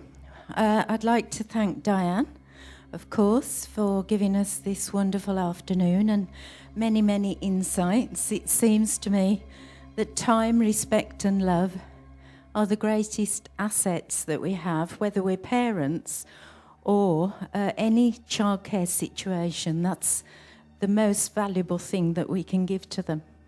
So thank you, Diane. Many blessings. And thank you, everyone, for coming. Just a few things to say.